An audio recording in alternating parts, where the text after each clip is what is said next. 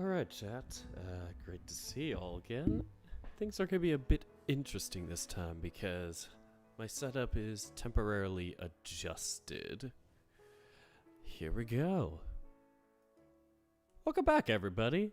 Dirk the Panda with some tennis ace. I don't know why I thought I was stuck for a second. Speaking of stuck, you may have heard the other day on Twitter when I posted it, but my Bluetooth on my computer unfortunately has been having some issues, and it turns out that is to do with the motherboard. So that's fun having to figure that out. And so the solution to it is to replace some of the parts, or well, actually replace the whole motherboard. So basically that would just mean me taking it like apart, fixing it back together, which isn't the end of the world. It's just an annoying process. So that will be reserved for like one of the days, I don't know, on the weekend or something. I'll have to figure that out.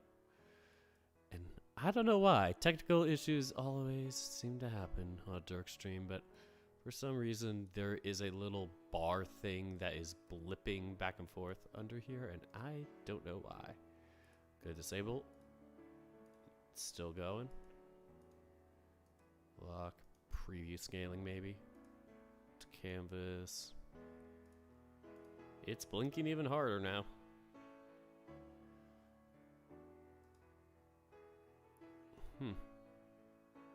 I have no clue what's happening.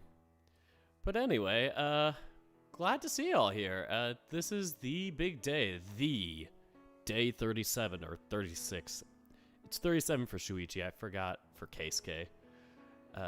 But at least it means that we are in the grand finale of the regionals, or semis and finale.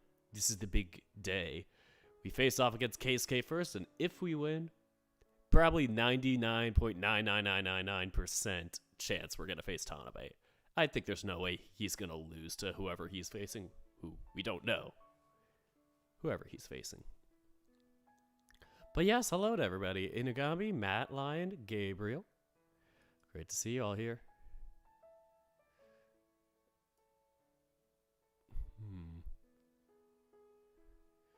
I love it when things seem to go awry.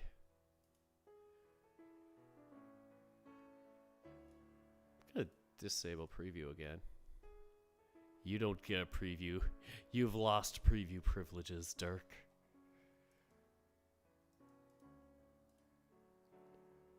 Yeah, things seem to be a bit wacky. But I haven't had that happen before. Even yesterday or Tuesday whenever I last streamed, so I don't know. Maybe it's just OBS being funky for a second, and next time I open it up, it's gonna be all normal. So I don't want to close and open things up because I am literally 8-something minutes into stream, and I do not want to, kill the mood with it and bust the stream. I wish I could like temporarily close and do like a little reset, but nah, it just do be. And then I put it on another one down. It's like, yeah, this is chill. And then I bring it back here, and it's like, it does the bloopy thing again. Man. Gosh darn technology. I feel like a boomer saying that. We'll just have to deal with that side annoyance while I stream. I don't know, I get really distracted by the easiest things. Oh well, but as y'all can see here, it is update 0.62, which contains our day 37, 36, the big tennis day. So, I'm going to be doing that soon. And so, the reason why I brought up the Bluetooth earlier is because I can't use the Bluetooth right now. I tried taking it out and whatnot, and it got stuck, and I think part of that was causing the problem where it just wasn't connected properly. So I have to now do a headphone jack temporarily, so doing the old-fashioned wires way, like in the good old days. and plug that into my desktop tower. And unfortunately, this wire is not that long, so I'm kind of hanging on by a prayer with my headphone and kind of leaned to the left a little bit for this. So unfortunately, I won't be able to stand and do the dramatics tonight, but I'll try my best from sitting down. I could always take the headphones off and stand up and do something, but I was gonna say maybe I take the mic with me and just like walk with it like a musician or a rock star, but I don't know. Sounds a bit too crazy for this stream. But yes, we are here. I was about to click on a different screen, so whoops. There we go, continue. I said continue, gosh darn it. Alright, Shoichi. And here we are, it's the end of day 36. Last time we saved was March 15th. This is around when I got this new desktop, and everything works great on it except that Bluetooth issue where it just kept snipping in and out, and the Wi-Fi was all weird. So I had to use Ethernet. The Ethernet's fine. It's like, Ethernet's okay to use. I just had to get an adapter for it. Dumb little tech talk like that, but once I get this motherboard replacement, put it in and do all that, take the day's work to do it, everything should hopefully be fine. And I hopefully won't have any more problems for the foreseeable future. And yes, may the 4th be with you. Yes, today is Star Wars Day. I mean, we don't have lightsabers, but we do have tennis rackets, and that can be close enough to the motions of swinging a lightsaber. We gotta tie it in somehow. Just imagine them with lightsabers. Alrighty then, chat. Are y'all ready? I almost was, but it seems like my... I don't know why it's like this bottom part is cut off for my OBS. It's like, oh, it is barely, and it just almost shows me the 12. It's like 1240. It's like, is it a 2? Gosh, this OBS setup is wonderful. It is wunderbar.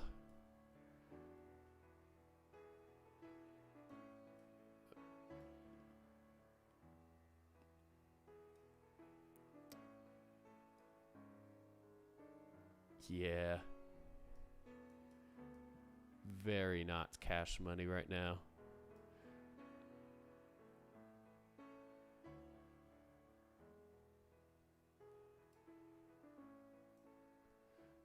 For y'all, the chat goes here.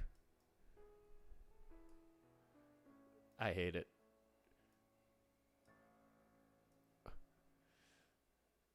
Turns out I'm not ready. But yeah, if y'all want to hear anything else about me besides the downsides of work, or not work, the computer. Work's been fine, just getting into the run of that, the rigmarole. Just keeping on. Fighting the good fight.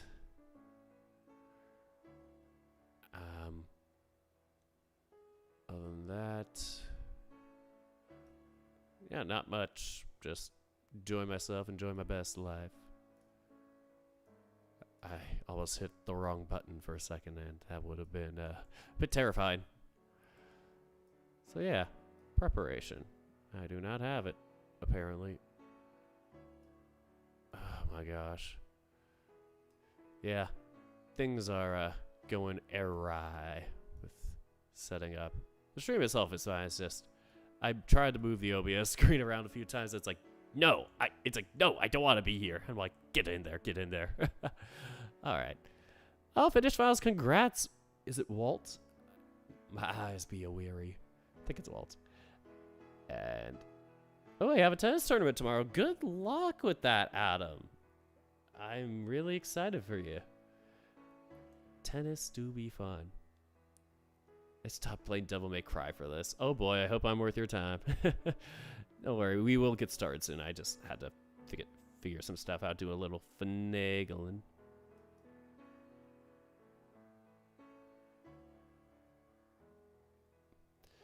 Oh, looking for a new job. Oh, I wish you luck with that. Okay. We're gonna get started then. Now I'm gonna type in the time. It's 16 minutes. We'll get started.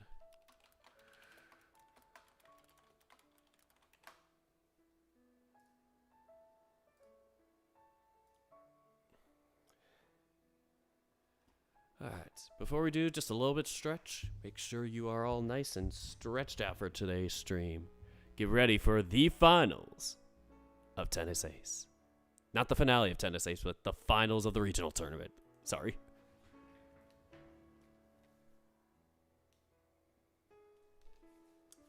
And so, we begin.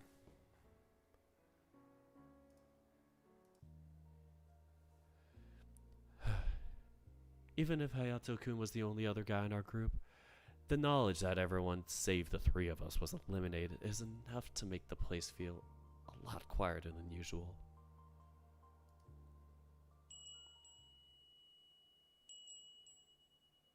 Here we go. Get ready for day 37. Whew, I'm sorry. I don't know. I'm breathing in so much. It's like, whew. This is like, I'm getting nerves again from my own sports days. Haven't been to the finals of anything, like, in forever. I've only made it to the finals in, like, 1, 2, maybe 3 ever events. I'm stuck.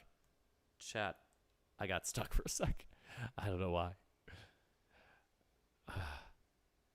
Here we go. Walking around the grounds of the competition, I curiously scan the place, looking to see what other players are still around and making a mental note of it. I see a lot of the same faces I've grown accustomed to over the years, minus a few irregulars here and there. At the very least, it's a better way to spend my time than listening to Coach droning on and on about how we should treasure these memories or about how proud he is to see us get this far.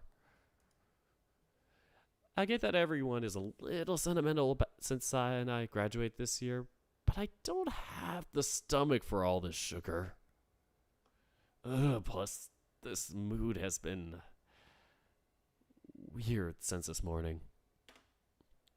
The first thing I noticed when I woke up was that Keisuke was nowhere to be found. Unlike the last couple of days where he at least hung around nearby to greet me when I woke up, Keisuke seems to have gone out of his way to avoid me, even taking a seat on the very back of the bus.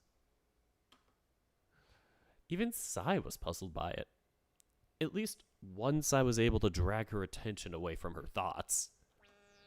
I'm trying so hard not to let this all get to me, but it's so difficult when they're all so on edge. Shoichi. See you in a bit. Be careful when you pick... I was going to say when you June pick up. Be careful when you pick June up. Don't have to tell me that, lol. Every now and again, I pull out my phone to reread Shoichi and I's earlier conversations. Uh-oh. Chat got disconnected. And connected. Do y'all have any problems? Did I cut in and out for anybody? Hopefully not. Every now and again, I pull out my phone to reread Shoichi and I's earlier conversations, smiling as I remember some of the things he said. I still feel a little awkward about not saying it back, though. It's not like I don't want to say it. I do. I really do.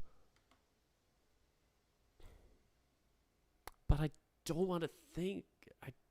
I don't want him to think that I'm only saying it because I feel like I have to. I want to make sure I mean it before I say it. Of course, going in circles... Taking a sip for that. Of course, going in circles with my thoughts like this is also doing me no favors. Other than that, I think things have been good between us lately, even if we were on shaky ground not too long ago. Shoichi has been much better about checking with me before he gets... handsy. just the fact that he would bother to ask to make sure I'm comfortable does so much to make me comfortable. It's a difficult feeling to explain. Knowing that he cares enough to make sure I'm okay with it makes me much more likely to be okay with it. At the very least, when he makes lewd jokes or comments now, I no longer feel my skin crawl. Ugh. Instead, I'm usually pretty excited to see him, actually. Even though I'm looking forward to the competition and I have this bittersweet feeling that I don't want it to end, the reality is that I also want to get back home so I can spend some alone time with Shoichi. I lean against a nearby wall, yanks headphones, sighing and looking up at the sky, watching the clouds pass by as I think on everything I have to do today. I have 1 or 2 matches to play today, depending on whether I beat Keikun or not. Although I feel confident and have no doubts about my ability to win, I still don't want to come out being too cocky. That's when upsets are most likely to happen. Regardless, 2 matches. It's the same as yesterday. And the day before that. And yet, because it's the semifinals and finals, it feels like so much more. The pressure definitely increases with each passing day. It's hard to relax even when I have the time to myself. I'm already a jittery guy on a normal day, but it gets even worse when I'm like this. Flashback. I close my eyes, taking a moment to try and breathe deep and steady myself.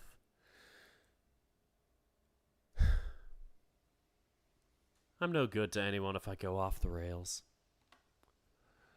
It's such a weird feeling. I've never felt this nervous or anxious during any other competition before. I wonder what could be the cause. At least knowing that Saya is also a mess makes me feel a bit better. Usually, I would try to talk to my friends in a situation like this. Even if they can't say the exact thing I need to hear to feel better, they can at least distract me from whatever is bothering me. But right now, that seems to be off the table. If it's all possible, Sai-chan and Keisuke seem to be even more of a mess than I am, which is by itself a feat. I can understand why they're both feeling that way, though our reasons are all different. All 3 of us are under a type of pressure we haven't experienced before. For Cyan and I, I can't speak. For Cyan and I, this is our last year. For Keisuke, this is the first time he's gotten this far in the competition. We're all feeling the weight of expectation on our shoulders. It'd be unkind for me to judge any of them for it. Even if anything, that part that scares me... If anything, the part that scares me the most is just how detached and rational my thoughts seem to get when I'm like this. I usually panic when I feel pressured, with my thoughts going everywhere all at once. But now, it's chilling to be this coherent and calm, even as I feel the anxiety rising.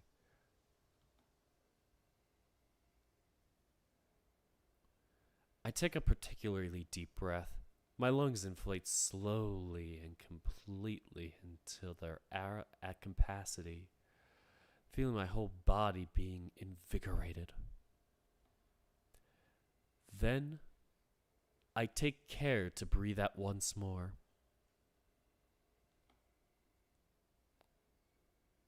If I can't distract myself, then I'll at least look for some other way to keeping myself stabilized on my own. What did I even used to do in situations like this when I was younger? I become such a recluse since middle school. I don't even remember when it was to strike a conversation. I don't even remember what it was like to hold on.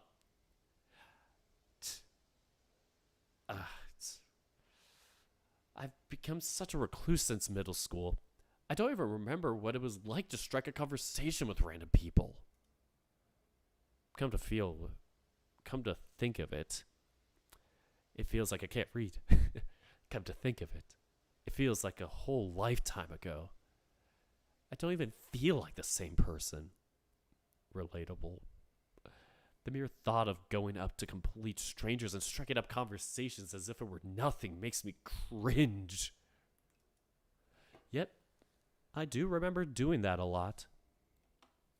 Whenever I wasn't talking to my club's coaches and hanging out onto their every word, I was hanging out with Sai and Shoichi, striking up conversations with random other players, or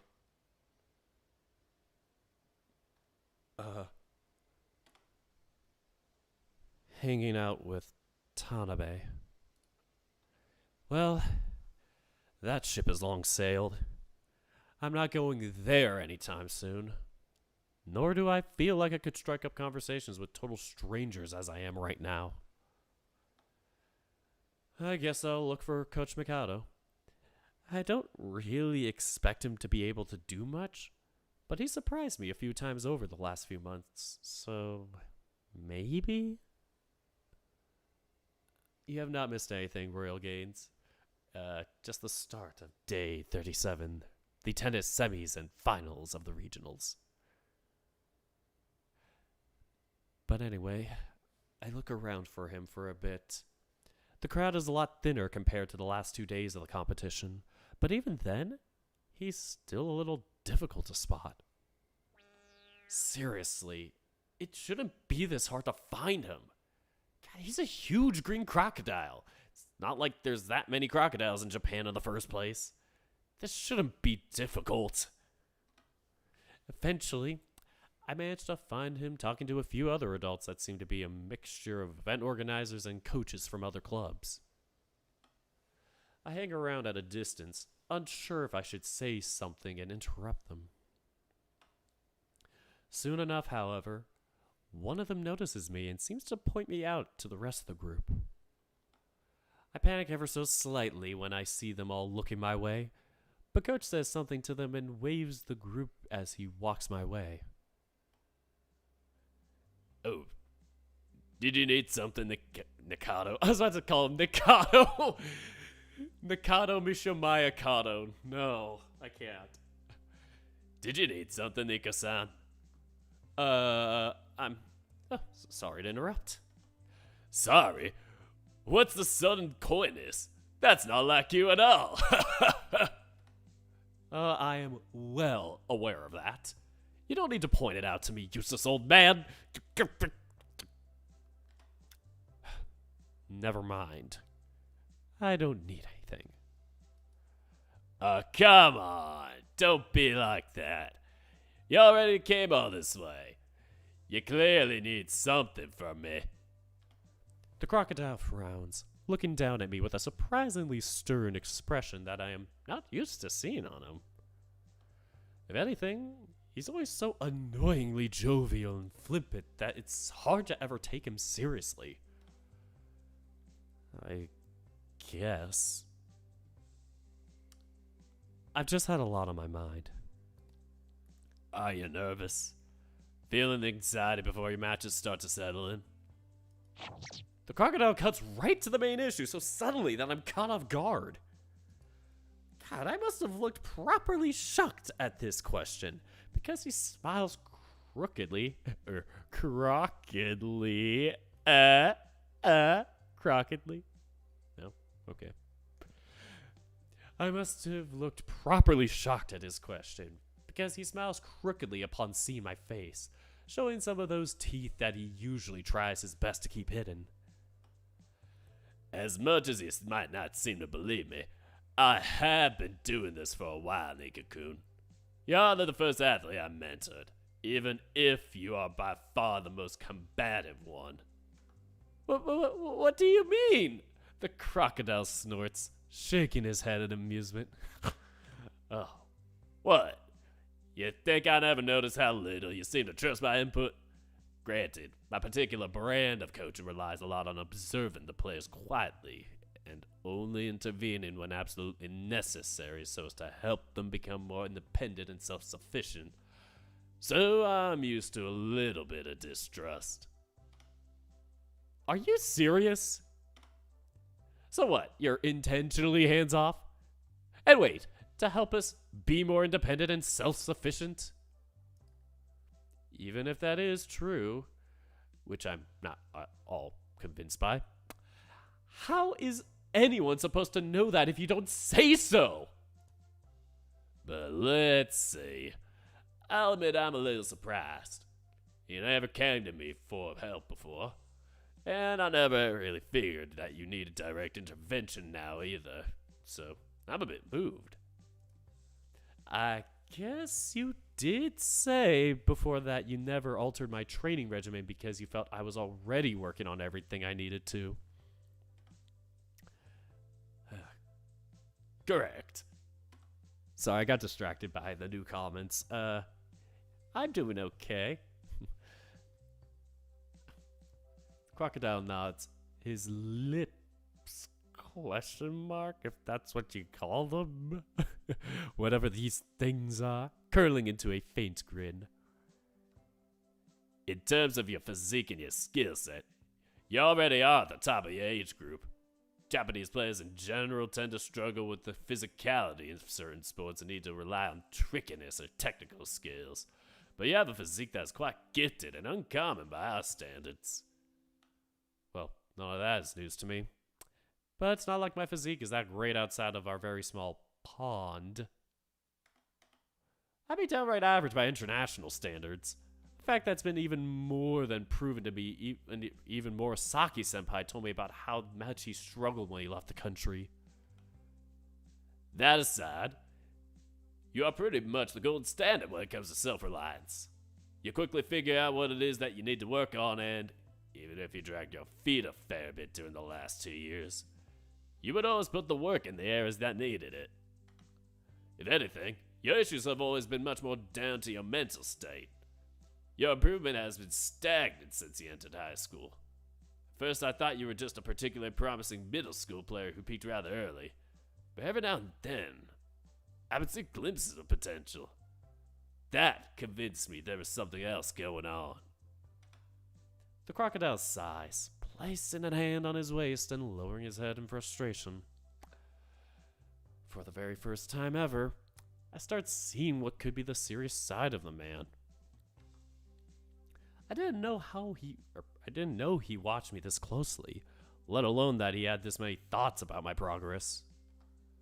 Although I have to admit, just a particularly promising middle school player who peaked early really hurts to hear. I tried figuring out ways to break you out of your rut and get you back into a better mental state, but most of my attempts either didn't work or weren't noticed. Saitama has a break team called Saitama Saibu Lions. Oh, baseball team. I was like, what? What's a base team? Yes. That's cool. Is that the one with the twerking lion? Probably. Wait, you did? Of course. I was the one who first suggested Keisuke seek you out as a practice partner during this freshman year. I had Sai take the position as captain, thinking she could use it to push you into working harder again. Oh, I'm stuck. Help, I'm stuck. I've fallen. And I can't get up. What is going on? What is happening with my technical wiring? I don't know why my mice.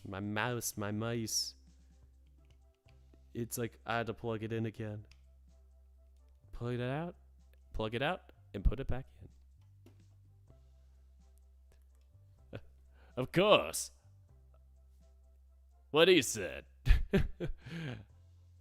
Yeah, I said all that already, which is why. I organized training matches with other school teams over the last few years to try and give you opponents that you might recognize, or that might energize you to say the least. Honestly, I'd all but given up. It wasn't until I brought Morisaki and the others from the US that I saw any kind of success. And that one was a total Hail Mary.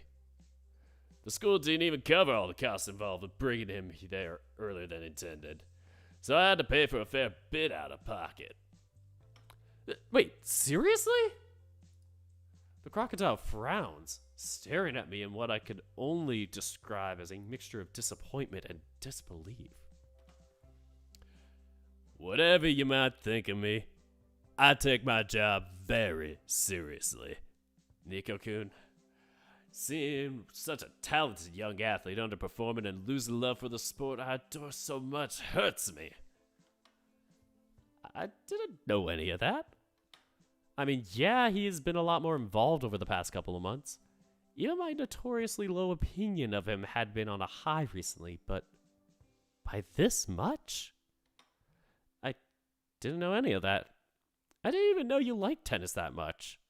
Why the hell is he a tennis coach then? I thought you just coached because you had to. Why would I go out of my way to coach a club for a sport I don't care about? It's not like the pay is that great either. I barely make more than I would if I was just the school's PE teacher. Well, Shoichi told me that you filled in for their coach once, so I thought you just learned whatever sport you happened to have teached. Pah! I learned about volleyball, basketball, and other sports because I had to as a PE teacher. I know tennis because I used to play it. Wait, you did? He played tennis? This guy, he played tennis? The crocodile known as Mikado has played tennis? Wait, hold on. That's news to me. Yeah. Back some. This is weird. I'm gonna try something.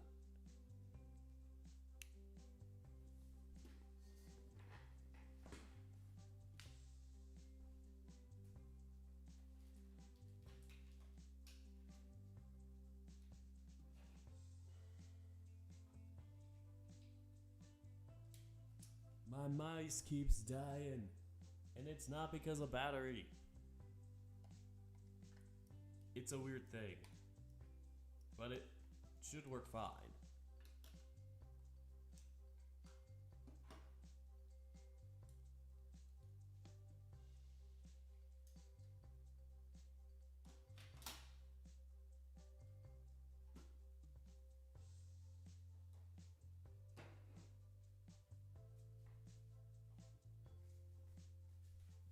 There we go. Hopefully nothing bad happens. I don't know why. I guess it just doesn't care for being plugged in that much. That or maybe it's the way I plugged something in.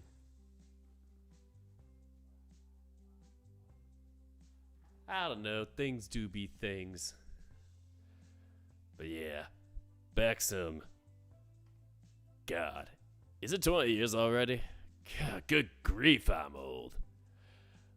By the way, I wasn't a particularly remarkable player back in my time as a junior. Wasn't the best in the country or anything, but I placed high in every competition and did well enough to be confident in my skills. I decided to even go pro, even if it was a big risk since I didn't come from a rich family or anything. I took odd jobs, working part-time to pay for my club fees, my travel costs, lodging, all things as an aspiring professional player needs to worry about. What happened? As that coach's expression noticeably darkens, he looks away from me, his nostrils flaring and his mouth contorting into a bitter smile. I worked too hard, spread myself too thin. What with working 2 part-time jobs at a time? Practicing so hard, going on trips where the prize money barely covered the cost of playing in the first place.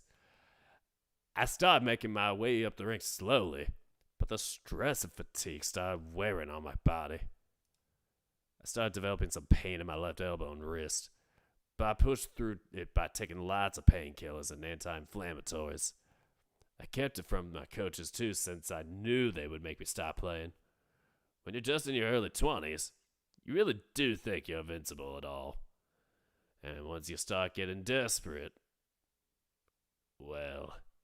Oh no, did he take steroids? Wait. Don't tell me. The crocodile's expression softens. As his eyes meet mine, he hangs his head down in shame and defeat. Like I said, I worked too hard. Before I knew it, the damage was pretty much irreversible. I had just made my way to the Challenger Series and felt like my career was finally going to hit its high point. Then, poof.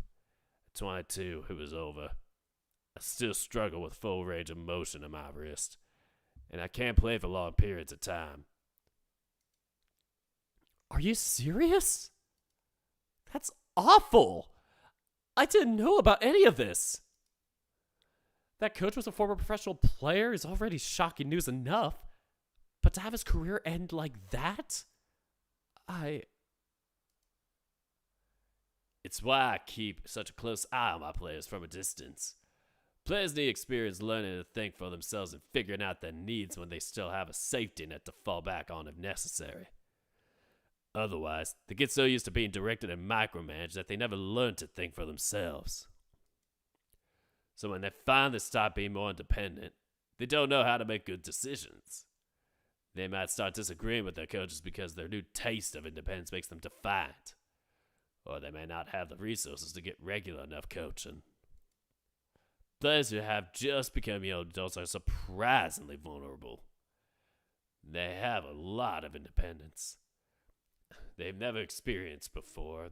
Many of them don't have the resources to consult with the proper professionals as often as they should. And they tend to think they know better because of course they do.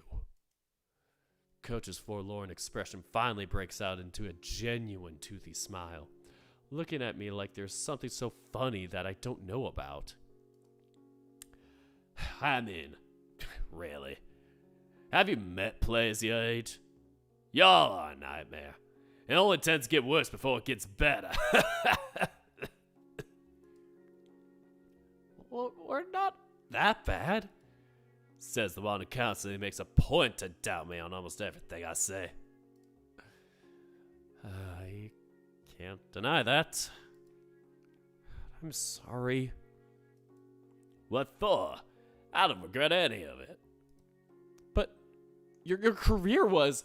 I may not have the career I imagined, but it doesn't mean I'm not happy with what I have. I found a way to use my experience to do some good. Besides, there's very few things as satisfying as seeing young athletes blossoming under my wing. Not literally, of course. Just because this wasn't my first choice doesn't mean I truly enjoy my job. There's no point being stuck in the past, Nico-kun. If you to take anything from what this old man tells you, make it that. Life may take turns, but so long as you make the best of what you're given, you should land on your feet. I appreciate it. Though I get the feeling this conversation got a lot more philosophical than I first intended. Oh, fair enough. I guess I'm a little sentimental since I know you and Sayatan will be graduating soon. As if he snapped back to the personality I expect out of him, the crocodile starts laughing uproariously while giving me back slaps that nearly sent me tumbling to the ground. Glad to hear that we'll be so dearly missed. Of course you will, but I'll also be proud to see what the two of you can achieve once you do. But either way, getting back to the matter at hand. You said you're struggling with nerves, right? A little bit. But I doubt I'm the only one. If anything, Sayachan and Keisuke are in worse shape than me. Ah yes, I'm aware. I've already had a word with those other two. You did? Nico-kun, Just because you never come to me about anything doesn't mean the other students don't as well. Oh. I really am the odd one out here, aren't I? Do you have any pre-match rituals that you do to help yourself calm down? Pre-match? No, not really. I mean, I have a pre-serve routine to center myself when I'm playing, but I've never done never done something before a match. It might not help you right now, but you should look into developing something similar in the future. For instance, have you ever noticed how Sayatan will always have the same drink before matches before she starts doing warm-ups? Even way before she gets in the court. Sorry. She's already fully warmed up. Oh. Wait, that's what those were about? When I asked Sai about it in the past, she would just say things like, "This is what works for me," or "I really like this juice." Saya's go-go juice is gonna help her win. Oh boy, oof, that feels millennial to say. Pre-match routines don't have to be anything special or complicated. Just some kind of ritual that you can do easily whenever you are, or wherever. Even just listening to music, or to a specific song, joking around, jogging for a bit. What's important is creating a routine to help your brain relax by doing something familiar.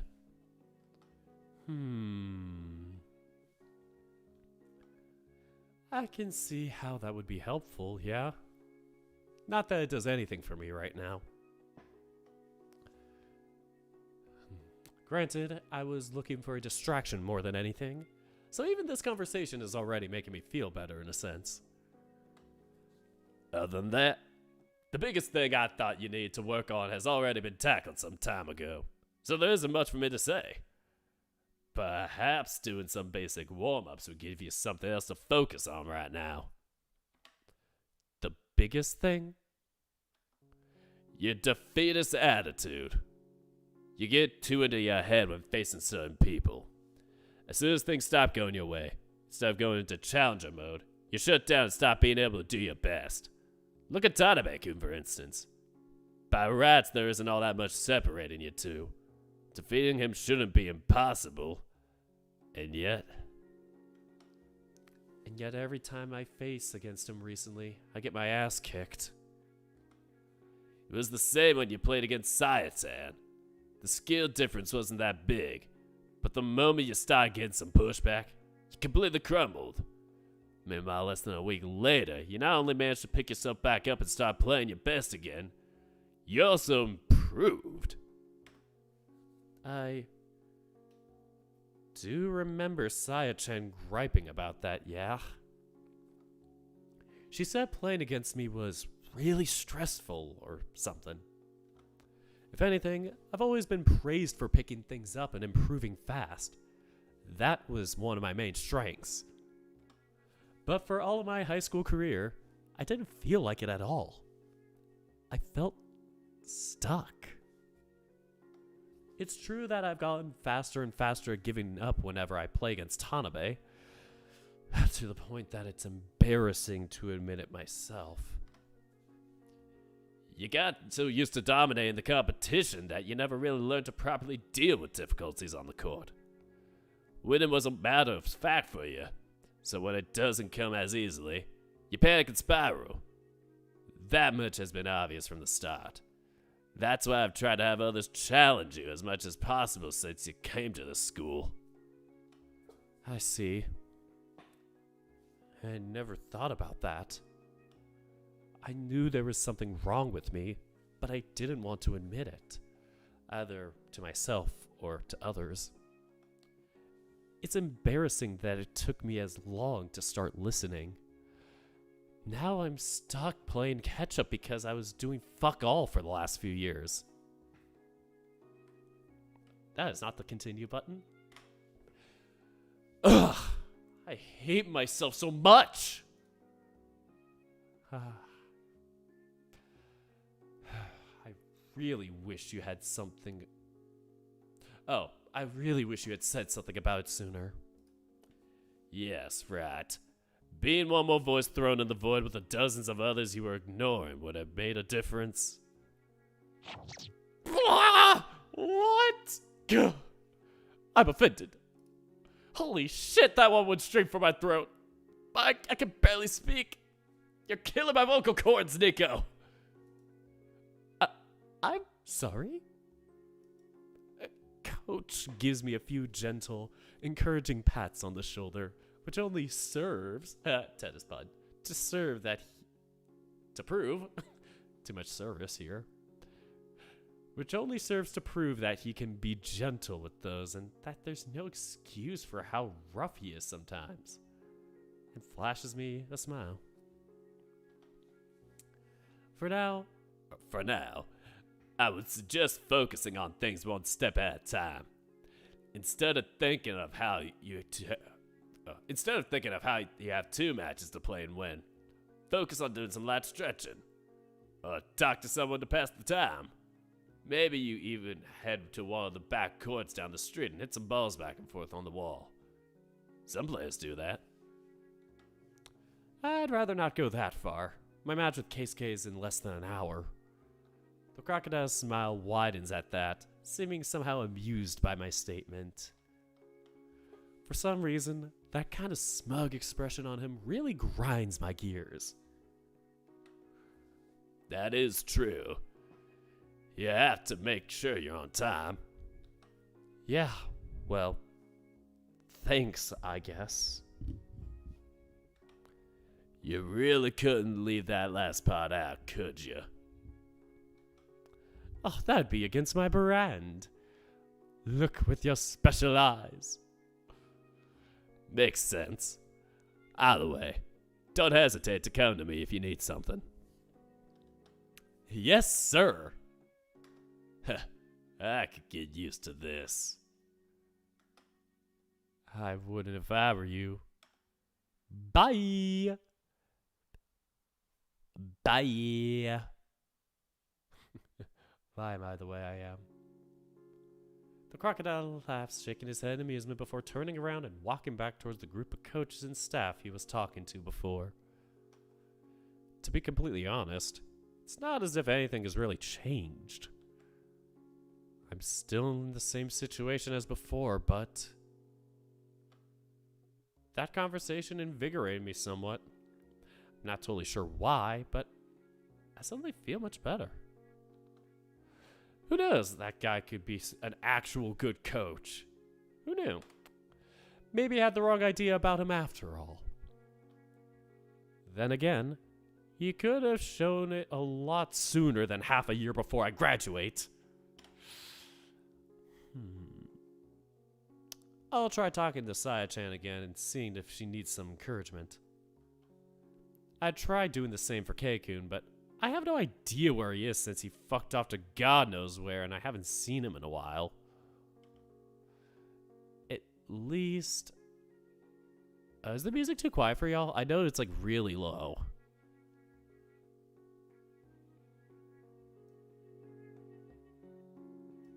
There we go. I think 6 is better. It was at like 13. At least Saya has been walking around in circles by the entrance. The other sip for that.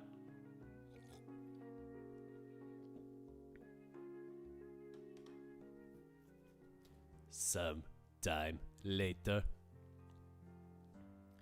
Okay, is this better now, though? After getting together with Saya and snapping her out of her daze, the two of us walked around the venue looking for Keikun. For a while, before finally settling near the entrance as we waited for our matches to start. Since there are only 4 matches to be played this round, they will all be taking place at the same time. Woo! With only the main venue being used. Woo! Why am I like this? Since Saya-chan and I will be playing adjacent to the center court, it won't be hard for our friends to go around and keep up with both of us. Or, well, the 3 of us. I'm starting to worry. With only 10 minutes left, where is he? Relax. There's no way he'd miss his own match.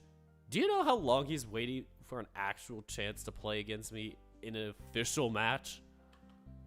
I do. That's why I'm so worried. I'm not sure I follow here. Ah, there you guys are. Whoever the magical voice is, who are you? Reveal yourself! Which one of you was it? Identify yourselves! My ears perk up at the sound of a familiar voice. Turn around as soon as I hear it to see Shoichi. Close enough. Shoichi, Jun, and Aki walking our way. Thank God you guys were easy to find. I was worried we'd be late. Nah, you're fine. We still have 10 minutes. Now it's still. 2 seconds ago, it was only. Oh, the context is very different. Isn't someone missing? See? Context. Huh? We don't know where Keikun is. What? Are you kidding me? Shouldn't he be here by now? Players are supposed to be near their assigned court at Players are supposed to be near their assigned court at least 10 minutes before the start of their matches. Now you know why Sai is pulling a face. I am not pulling a face. You're totally pulling a face. Don't you start too! I'm not starting anything. Merely calling it as I see it. Either way, do you need me to go look for him? Thanks for the offer, but we already tried. He's probably clearing his head somewhere or something. Ugh. Seems that his sense of dramatic timing is still intact, at least. Yeah. I could go without it right now. Suddenly, a loud chime from both mine and Sai's bags, momentarily dragging our attention away from the conversation and towards the source of the sound. Immediately, my stomach drops as it clears. Immediately, my stomach drops as it's clear what this means. We're being called, aren't we? Yep. Being asked to head to our courts in preparation for our matches. Oh, thanks, Inugami. I missed that. Okay, good. Well, on the upside, Keisuke-san will have to receive that message too. And I doubt he's gone far. I'm sure he'll be here in time. He better. Come on. At least give him a little credit. You know he's better than that. I also know how he gets when he's in his own head, though. Voice crack. Shoichi voice crack. Then don't think about that. Either way, we should really be going now. Yeah. Good luck, both of you. Or good luck, both of you. Oh, thanks, Aki-kun. I want to say the same, but it feels weird wishing one of you luck considering you're going to be playing against another friend of ours. Yeah, but aren't you Nico-sans? That's exactly why it's weird. I know what you mean. Don't worry about Shu. Smooch him. Smooch the Shu. Smooch Shoichi. Smooch the boy. Smooch. For what it's worth, I'm wishing all three of you luck. I hope you guys can enjoy your matches, no matter the result. Thanks, Jun. Damn. Jun's well wishes were so much better than mine. Can I get a redo real quick? Nope. You can't get a redo, you dork. He's a dork too. Welcome to Dorklandia. Shoichi is a Dorklandian. Fun fact, I am now calling my followers and subscribers Dorklandians. So y'all are Dorklandians if you subscribe. Become a Dorklandian today. Perks include no healthcare. I'm sorry. What? Okay. But no taxes either. We have no funding. Actually, no, wait. The Patreon is the Dorklandia fund. That is my tax system. Oh man, I did not think about this until now. I'll have to think about this later, anyway. I'll take that. There are worse things I could be. Yes, a Dorklandian. After taking a deep breath. Do it with me, chat. After taking a deep breath to gather ourselves and sharing a look, Saya and I say our quick farewells to our friends, with both of us heading in opposite directions towards the entrance of our respective courts. Ooh, quick opinion about the Keisuke route. Yuichi has, like, the best healthy relationship, while in Shoichi, I have the bad route. What? I am confused. I am confusion. I don't think I have the bad route for Shoichi. Whatever. Anyway, we head to the entrance of our respective courts. The guys follow us as far as possible before a split, with Shoichi coming with me and Jun and Saya going over with Saya. That is a interesting decision. Jun and Saya going over with Saya. Once I get to the door, I turn around, giving a quick smile and nod and stepping into my court. Haven't seen you. Perpy, how are you? Great to see you here. Glad you came for this one. This was a big one. This is the tennis semifinals of the Saitama Regionals. Oh, yeah. Yeah, he does. I don't know how bad Keisuke's does or if it's linear. Yeah, no, you're good, Inagami. Sorry, I got confused too. No worries. Yeah. Now, it be do crazy, though. June's do be crazy also. But anyway, I get to the door. I turn around, giving Shoichi a quick smile and stepping onto my court. I look around, spotting the staff members that are doing their last checks on the court, wiping it clean, preparing the nets, among other things. I let myself collapse onto one of the benches. Holy shit, he's doing the Family Guy death pose! Just collapses. Oh, and hi to... I'm trying to pronounce the name right. Kurishikudo? Uwu? Hopefully I didn't mispronounce the uwu. But yeah, hi. Hope you're doing well. Hello. Gotta remember to do this more. I am so bad at this.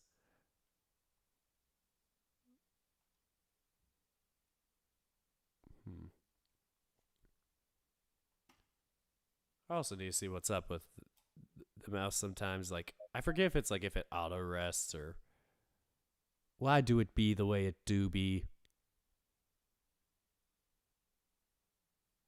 I don't know. Lately it's been sleeping on me faster and I'm like, is it sleeping or is it bad connection? What is going on, chat? What is happening?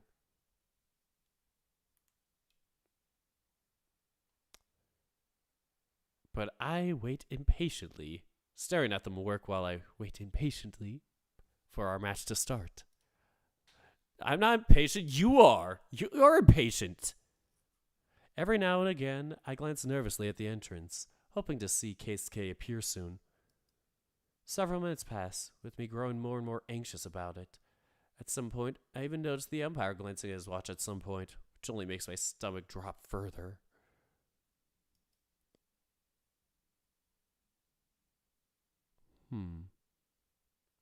What are we talking about? Surimatsan? Sumimatsan? I have no attention. Finally, after far too much agony for my liking, I spot Keikun running to the entrance. I'm very sorry for the delay. I lost track of time and made my way here in a hurry once I got the message. Am I late? There are still 3 minutes before the match starts. I would recommend you prepare yourself. Thank you very much. Keisuke makes his way to the other bench, stopping briefly to exchange a few words with me. Man, don't worry me like that. Where were you? Sorry, I headed to the back courts down the block to clear my mind, but I ended up sitting around and staring at the sky to try and relax. If you just sat around doing nothing, you could have done that from here. Is everything okay? You've been avoiding me since this morning. Yes, well, I need to get myself in proper headspace. For good or bad, you and I are opponents now. It wouldn't do to be too buddy-buddy. Otherwise, I wouldn't be able to bring out my A game. Wait, that's what this was about? I'm afraid so. Please forgive me for my selfishness. The moment is here. Breathing deep, focus, and calm. Ready to give all. Oh, you're saying sorry in Japanese. Aw. Are you going to do the thing where you're on your knees, like doing the bowing thing or whatever? Like head on the ground? Sorry. I just thought about that. Well. You say it again. Sumimasen. Sumimasen. Well, wait. Was that a haiku? Haiku, not haiku. God damn it. What is it with this damn stream and sports? Was that a haiku? Yes. My mind do be going places. I can't speak. Ah! Yes. My mind does go places when I'm trying to concentrate. I can't even concentrate on the words. Yes. My mind does go places when I'm trying to concentrate. Other way, I've been looking forward to this for a while. I hope you give me your all, Mishimaya-san. That goes without saying. Whee! Mishimaya-san, huh? I guess he wasn't kidding about not being too buddy-buddy. Alright. I can roll with that. Bring it! Yeah, tennis time! Get ready for the big tennis. We go through a brief warm-up period where we hit the ball back and forth to one another before being called to the net for the coin toss. Seems like I've won the toss. I shall be receiving then. You're still doing that? Naturally. I shouldn't be surprised. This really is Keisuke's bad habit. Or maybe I should call it his strategy. I just have some trouble wrapping my head around something that seems to have so few merits. Even if I understand his reasons for choosing to do so in my head, I still refuse to accept it as a valid strategy. Once we head to our respective positions, the all clear is given for the match to start. Immediately, I feel as if the air around me has grown at least a few degrees colder. I take a few deep breaths, readying myself for what is to come. It's not as if I'm scared. That's definitely not it. For one, even though I know I shouldn't be cocky, I simply haven't ever even contemplated the possibility that I might lose to him. It's horrible to say, especially considering how much I care for him as my friend. Or maybe it's perhaps because of how much I care for him that I think of it. Instead of having feelings of anxiety and uncertainty over whether I can rise up to this challenge, there's only one thought floating around in my head, screaming so loudly that it gives me pause. I hope Keikun's feelings won't be hurt once I win. Not proud of myself for thinking this way. I have way too much respect for him in the first place to allow myself to think this kind of thing. Instead, I shake myself, telling myself to flip into game mode already. The one on this court with me right now is an opponent. Whatever we are outside the court is meant to stay outside. It's just, I don't want to lose another friend because of tennis. Mishimaya-kun, your 25 seconds are almost over. Please keep that in mind. Ah, right. My bad. Oof. I can't spend so much time thinking about this kind of fail to play. I tighten my grip on the ball, tossing it into the air and deciding to simply blow these intrusive thoughts away with my serve. I launch a fastball with as little spin as possible, aiming at the very edges of the court. The hare quickly dashes to that spot, hitting the ball back as hard as he can down the line. Ooh, a line shot. Unlike when he first played against each other in a practice match all these months ago, he neither fails to react to the ball altogether, nor does he send a shallow return that is easy to attack. Perhaps as the quickest possible display of his efforts in training, Keikun sends the ball deep into the opposite side of my court, forcing me to run for it. From the very beginning of the match, the game is locked into an unbearable high tempo. While I'm used to taking a point within the very first strokes, especially this early in the game, even the very first rally almost takes at least 10 strokes. In the back of my mind, I can tell that something feels off. Not with Keikun or the match in specific, but with me. I can't seem to get into it. Whether it's the nerves from before or something else that I'm not quite sure about, I'm having trouble flipping my switch. Even then, it's not as if the match is going badly. While I can tell that I'm not performing my best, I'm still managing to steadily build up momentum. On the other hand, this does mean that, even if I'm underperforming somewhat, Keikun is keeping up with me a lot better than he ever has before. It's not like I expected to be able to blow him away without even trying, but I certainly didn't think he could get this much better in so little time. And thinking about it like that, it's become obvious to me that I need to get past whatever it is that's causing me to struggle right now.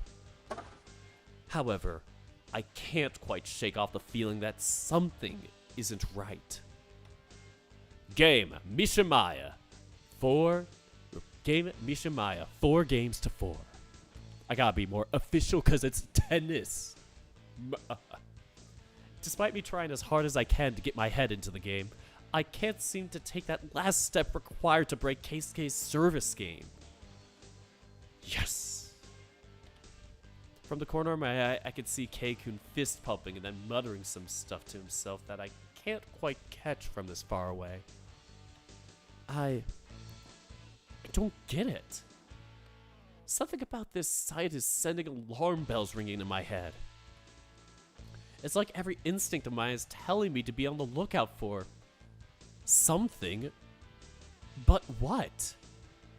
I keep my eyes firmly on the hare, trying to figure out what about him has me so uneasy. But as far as I can tell, everything seems to be normal. Unlike in his match against Yuya-kun, Keikun is bringing all to bear against me from the get-go. After all, I noticed if he were holding back since I saw him playing seriously just yesterday. And yet, something feels off. I muttered more to myself than anything else as I try to figure out what to do. Unable to figure out what it is that I should be careful of, I instead elect to keep going as usual until proven otherwise. As usual, while it's tougher to push my own rhythm when Keikun is serving, my own serve game is a completely different story. The advantage from being the one serving is enough to let me set my own pace, pushing Keikun around until I can eventually run him out of the point or brute force a winner. Okay, I could call you Kuru for short. Sounds good, Kuru. For his part, it's clear that the hare is trying his best to hang on to whatever openings he has, desperately and tenaciously running after each and every ball. Our last few practice matches all come down to him trying to mount a strong defense and attempting to outlast me, preying on my weaker stamina. Granted, it hasn't worked out for him ever since or even once so far, but I also didn't have the added urgency of needing to save as much of my energy as possible for the finals right after. If I let myself be goaded into a drawn-out game, I might find myself in a situation where I'll have no chance to do anything against Tanabe after I win. After all, no matter how prepared you are, a competition like this builds up a lot of fatigue over time. Wait. Why am I thinking about my match with Tanabe here? This is no place to be thinking about that. And my body already felt somewhat heavy, but now it feels like my limbs have grown even heavier. I can't seem to move like I want to. Oh no. Oh no. 40-30. Crap, Keikun's at a breakpoint now. What was? Keikun changed tack halfway through that rally. He's been playing defensively this whole time, hitting the ball back and forth as far away from me as possible to keep me running and wearing myself out, but suddenly shifted to aiming the ball at my feet. The sudden unexpected change didn't leave me time to adjust my footwork, and the awkward positioning forced me to hit weaker balls back, which he promptly attacked. That's not something I saw during his match with Yuya. What the hell?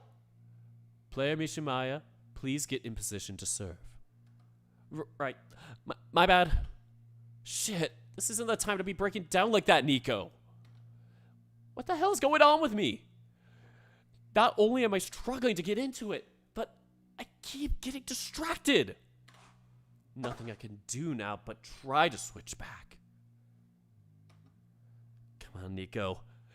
You've never struggled this much to get into gear before. Right away, I see a return of that annoying tactic from the previous point. Not only that, Keikun is now also throwing in a mix of high topspin shots and deep spin shots to force me to hit the ball back at a different contact point than I'm used to. All of these on their own aren't uncommon strategies. I'm used to having people pull those against me since they're well-known methods for dealing with power baseliners like me. But never so many of them at the same time. And never with this kind of consistency. What the?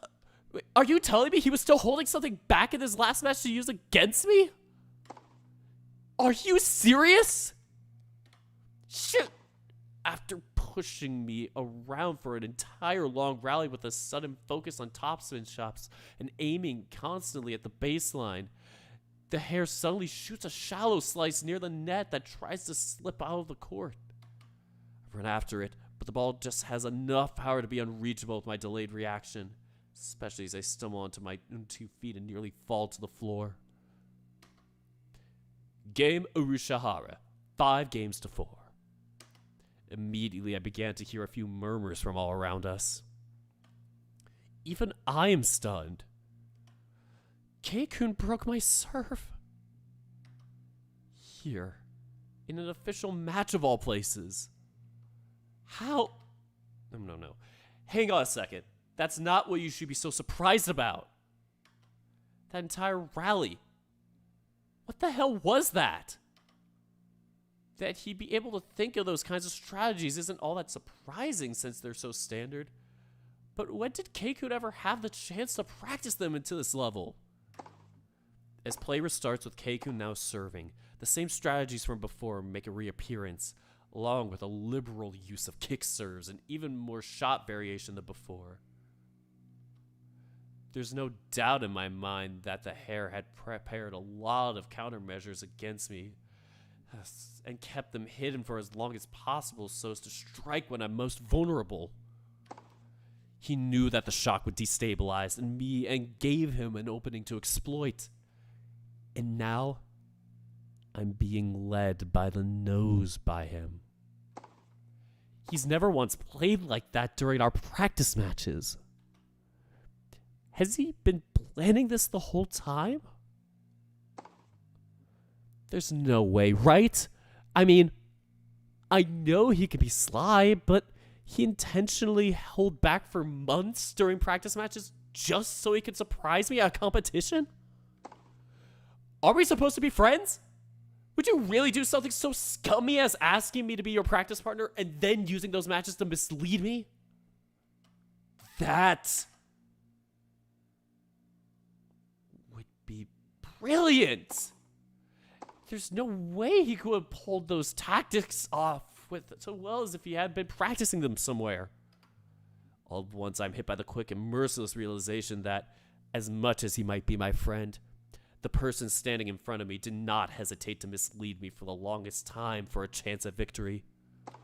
Right now, he's probably only looking at me as an opponent to beat. I've been so concerned with how he would feel if he lost, so worried about hurting his feelings. After all, I know how hard he tends to take it. I remember the look on his face when we first played against each other.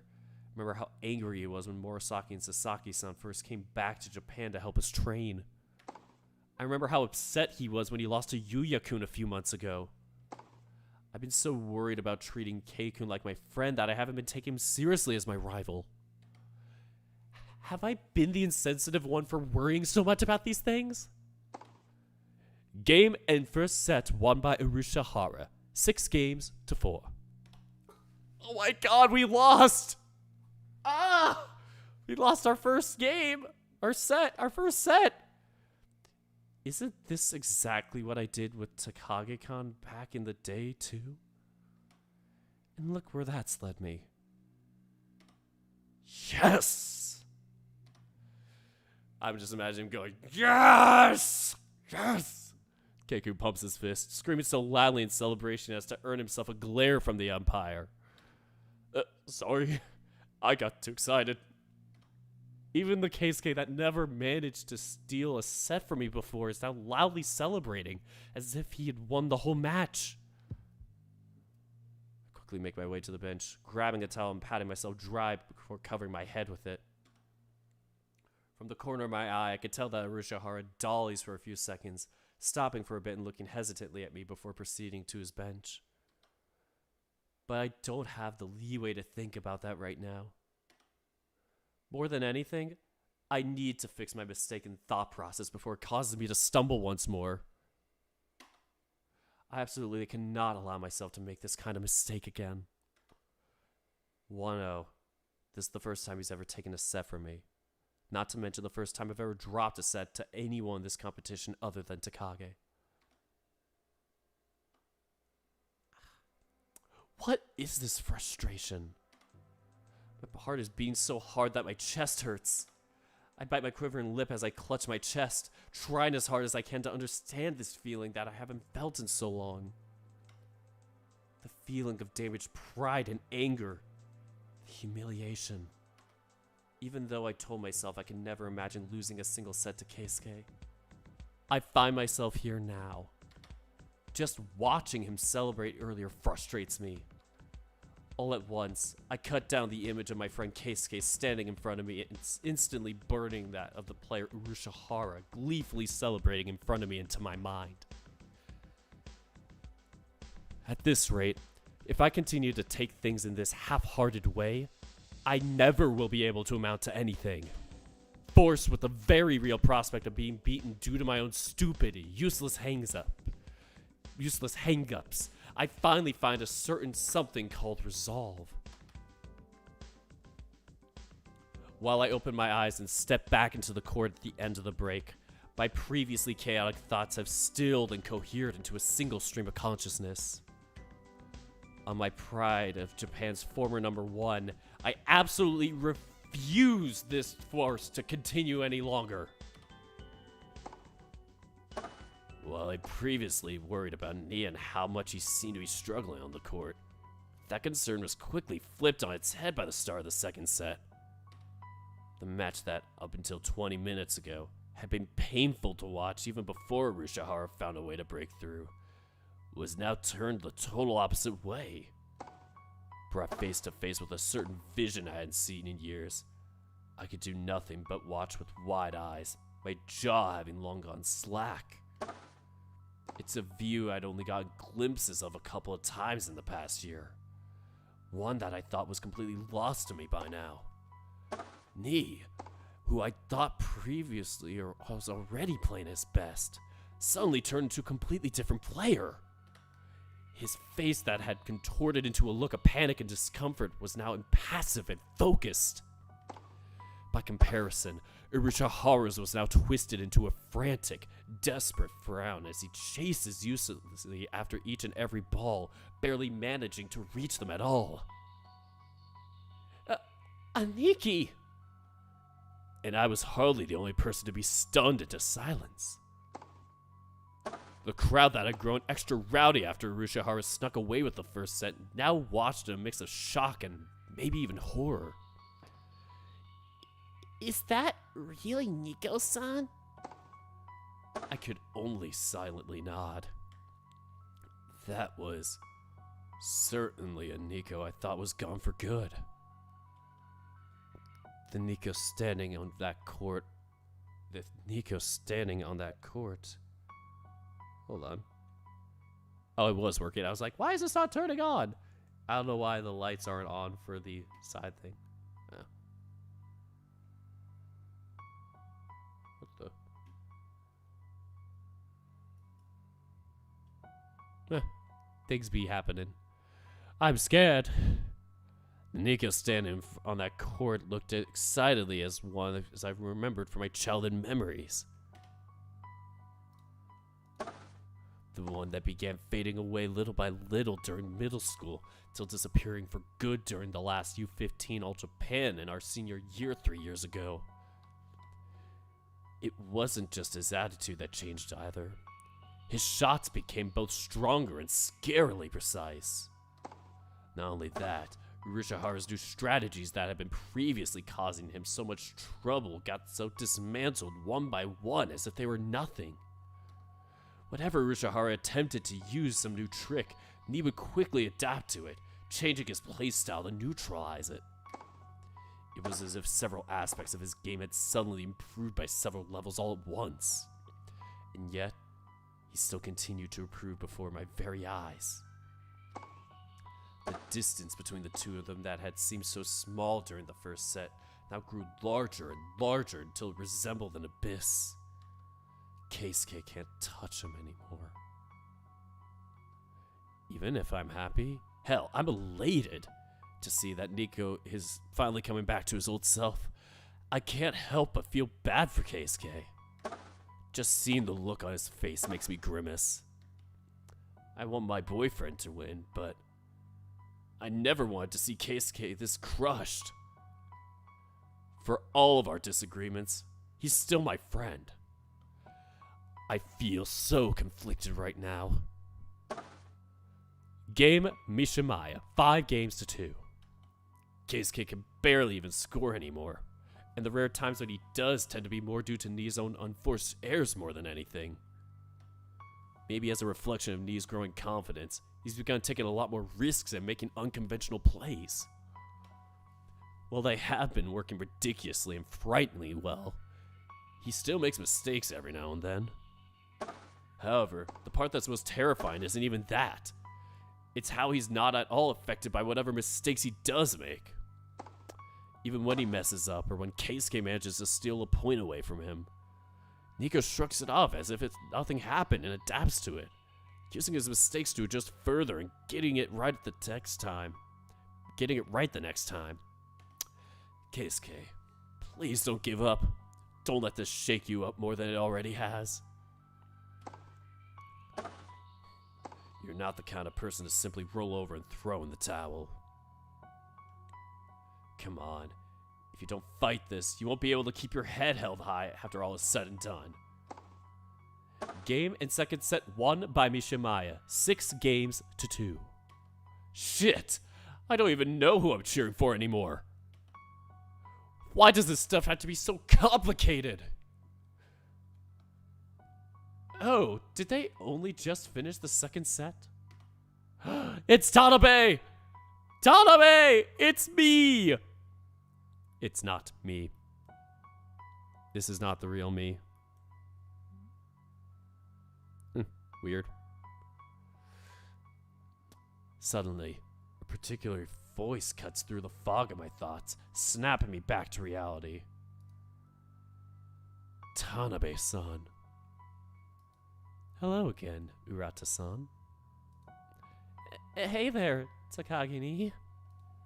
Ah, hello. Aki-kun. It's been a while. How are you doing? I'm fine. Tanabe awkwardly looks away, putting a hand on the back of his neck.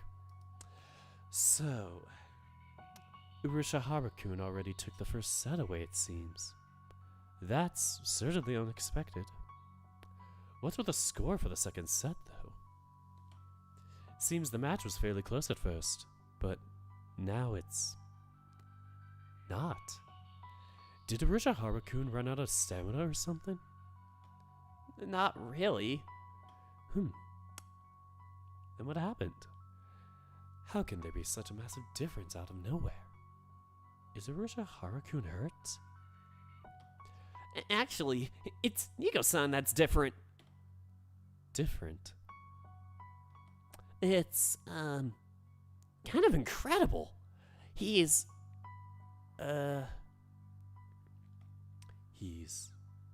what?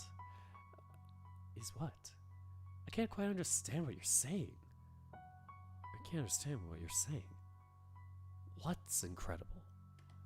Nico-san is! Huh? Huh. You'll see. I see. It's difficult to explain. Nikki is playing a lot better all of a sudden. It's like when I was a kid.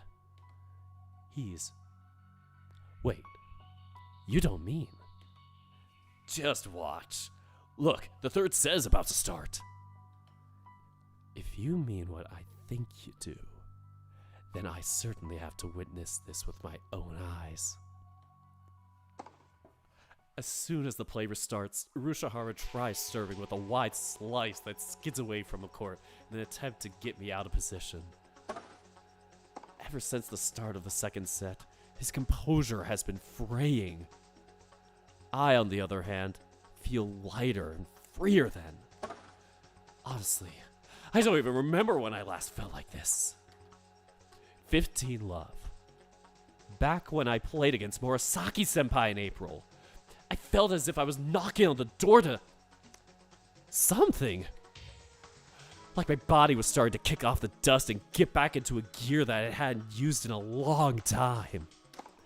But compared to this, it was only scratching the surface. All of a sudden, my brain is getting flooded with all those great ideas. Different strategies that I could use to deal with Urashihara. My body is responding in kind, moving faster than it has in a long time. This is how I used to feel before. This feeling is why I used to love tennis so much. Once that realization clicked into place, all extraneous thoughts disappeared. I was able to perform at a higher level than I hadn't in years. 40 love. Finally, for the first time since this goddamn slump started creeping up without me even realizing it, I can actually say, I'm on fire! Game Mishimaya. 5 sets to 1. 5 games to 1. Urashihara gasps heavily, struggling for a breath as he stares at me with eyes practically devoid of any spark. In response, I turn back and walk into my serve position. There is no place for those kinds of concerns once you're on the court. I grip the ball, bouncing it on the ground a few times, feeling its firm yet soft surface against the palm of my hand with each bounce. When I look back up, I see the hair grudgingly moving into position, his body seeming stiff and overly tense. He hasn't been moving very well for a while. Whether that's from exhaustion settling in or the psychological damage of having the tables flip so heavily on him, I don't know. I can't know. And frankly, it doesn't matter. While I couldn't focus well enough before due to my stifling panic, once my mind cleared, I became able to read his movements and tactics much more than clearly before. And in the process of doing that, one thing became increasingly clear to me. Anyone can tell that Urashihara has improved every aspect of his game by a shocking degree. If anything, I might even be willing to call his development explosive. Truth be told, if I had known about it already from all the practice matches we've had, I would certainly have been caught by surprise. 15 love. If I only had his performances in previous competitions to go by, there'd be no way I'd have imagined him improving this much in a short amount of time. I guess this truly is a testament to how much he's applied himself as of late. And maybe it's because of that it's time all the more obvious to me. 30 love. Urashihara, you're an efficient player. I could tell how much effort you put into polishing your skills. All of it is really obvious to me. But you need more than just efficiency and effort to really set yourself apart from the world of professional sports. 40 love. While you certainly improved greatly, that was nothing more than you improving the efficiency of your training and shedding away the toxic mentality you used to be constrained by. Your overall maximum potential hasn't really changed. I had my suspicions when we first played, and I had them when we played that first practice match against each other, but now that I can play you in a truly serious match, I can finally tell for sure. You simply don't have what it takes to cross into the realm of the pros. Game, set, and match. Won by Game, set, and match. Won by Mishimaya. Count 4 games to 6. 6 games to 2. 6 games to 1. Holy shit, he really turned the momentum. Damn, that was a momentum shift. Oh, the moment the match results are announced, the hare drops his racket and lets himself fall to the floor, sitting down and leaning back to cover his face with his arms. The sound of the audience clapping drowns away at Urashihara's gasping and coughing. It's plenty obvious that he's pushed himself far past his limits and now his body is paying the price. I watched for a few seconds before finally deciding to walk up to him. Jumping over the net, I quickly reach my defeated opponent. Urashihara looks up to me once he notices my presence. The look in his eyes, I'd be lying if I said I didn't hurt to see. Especially as the adrenaline begins to leave my system as the hyper-focus fades away. Come on, you did a great job. You did a great job. You shouldn't be letting people see you like this right now. I reach a hand for him. Keikun stares at me for several seconds without moving, watching, considering. Then he finally clasps my hand and allows me to pull him up.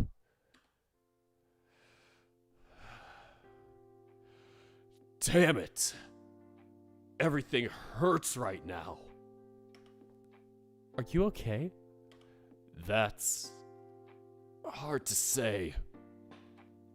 I stifled the immediate urge to apologize.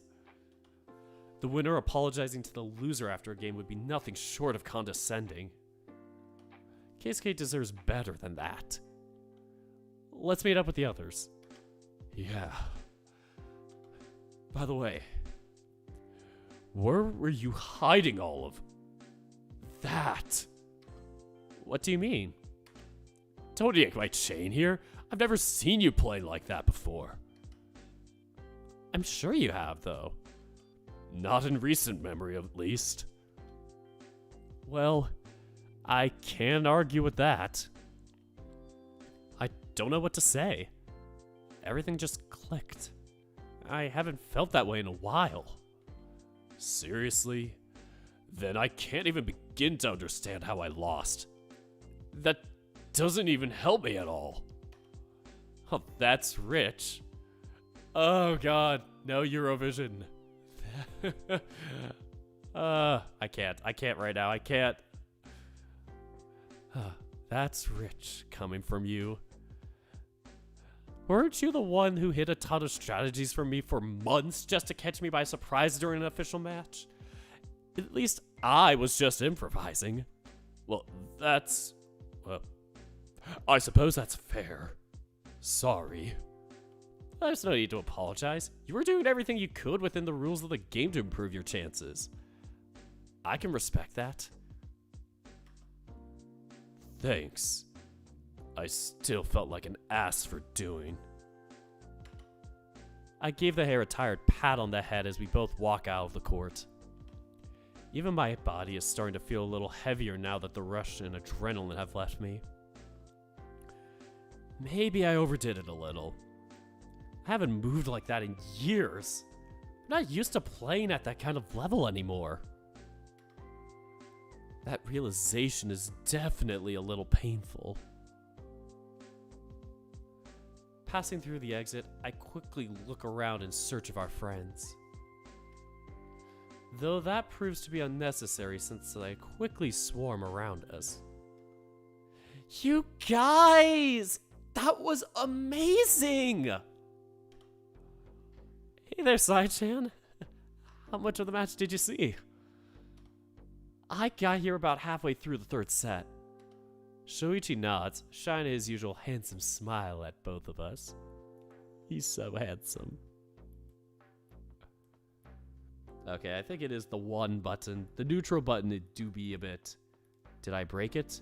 Did I break the neutral button? The neutral button do be funky. Oh no, chat, I did not mean to do that. I am so sorry. Wah! Wah! I do not know how to flip switches. My nails are too dull. That is not the right switch. That wasn't even a switch.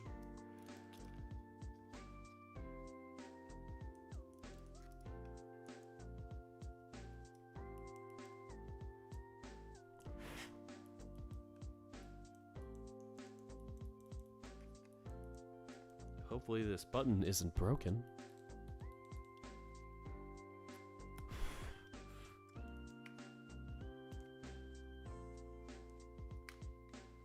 Well, just taking it off and back on. Better to, try that out. But Shoichi nods, shining his usual handsome smile at the both of us. Though I can notice some trembling of his lips when he looks at Keikun. Yep, you two did great out there. I'll be honest that I had a hard time deciding who to cheer for. Did I really? I completely got destroyed. Shoichi opens his mouth to answer, but before he has the chance to, a different voice instead cuts ahead of him. You should not sell yourself short. It is no mean feat to be able to hold your own against Nico-san. High-ranked players than you have crumbled way worse. Tanabe, I did see you here. Well, yes, I did say I wished to watch you two's match. Did I not? Of course, I came by as soon as I was done with mine. Besides, we barely got to say 2 words to each other earlier today. Truth be told, I was hoping to get the chance to properly talk with you before, but... Yeah. The way I seem to remember it was me running into you outside the changing room and quickly making an excuse to walk away. No offense, but it was way too awkward for me. I'm not so sure about that. Better players have crumbled worse. I lost 6-1 in the final set. How could it be worse? You ask that, but the reality is that Nico-san's victories used to be much more oppressive. In fact, it wouldn't be uncommon for him to beat players from the top 5 in golden sets, including ones older than him. Are you serious? What's a golden set? It's like a golden nugget, except in tennis. What's a golden nugget? Have you ever had a chicken nugget? I don't know where I'm going with this. What we call it in volleyball is a donut. Basically, when you, well, donut another team where they don't get any points and you win the entire match, or well, when you win the entire set, so like 25 points to 0, or if it was the third set or a tiebreaker set, like 15 to 0. A lot more common in like the old school volleyball scoring where you had to serve to get the point, which made it painful. But in regular like serving where everybody gets a point for, you know, each rally no matter what, then it's so hard to do that now. But I'm assuming that's a version of that in tennis where they don't win a single game. It's weird. Games and sets are kind of odd. Gamer. Speaking of games. Hi, Darius. Yeah, if Tennis Ace was an anime or manga, I would love to see it. It'd be it would be nice to see Keisuke's mom. But I also want to see a prequel with Yoichi's dad and mom. I don't know. I mean, that's when he was so young. I would just be. It would be kind of saddening for me. But that's a golden set. It's when you win a set without losing a single point. Oh. Yeah, this is like a volleyball, except since they have games, you could still lose 6 games to none in a set, but still score points within the game itself. So even if you don't win a game, the game you lost, you could still, you know, score like 40-15 or 40-30. But if you get like love or 0, it's like if you basically just get love every single game, oh man, that would be painful. When do we get Tennis Ace 2? Electric Boogaloo. Electric Shugaloo. I don't know. But yeah, it's when you win a set without losing a single point. That's possible? It happens sometimes. Not that often, though. Tanabe nods, his lips curling up into a broader smile for some reason. He seems oddly pleased that I'm the one who won the match just now. I hadn't seen Nico-san perform like that since our first couple years of middle school. In fact, I've become convinced that he couldn't anymore. That last part was unnecessary. I want to agree with you here, Shoichi, but I thought the same. It's weird. Not only did I forget what it felt like when I got really into the game like that, but I forget that I even used to do it. And all of a sudden it was like, oh, I used to feel this way every match. Yes. I was looking forward to playing against you already, but now I can't wait for this afternoon to arrive. Was Nico-san really that amazing? Don't get me wrong, he always was amazing, but to that degree? I don't remember ever seeing him play that well. And I've been watching him for a while. That doesn't surprise me.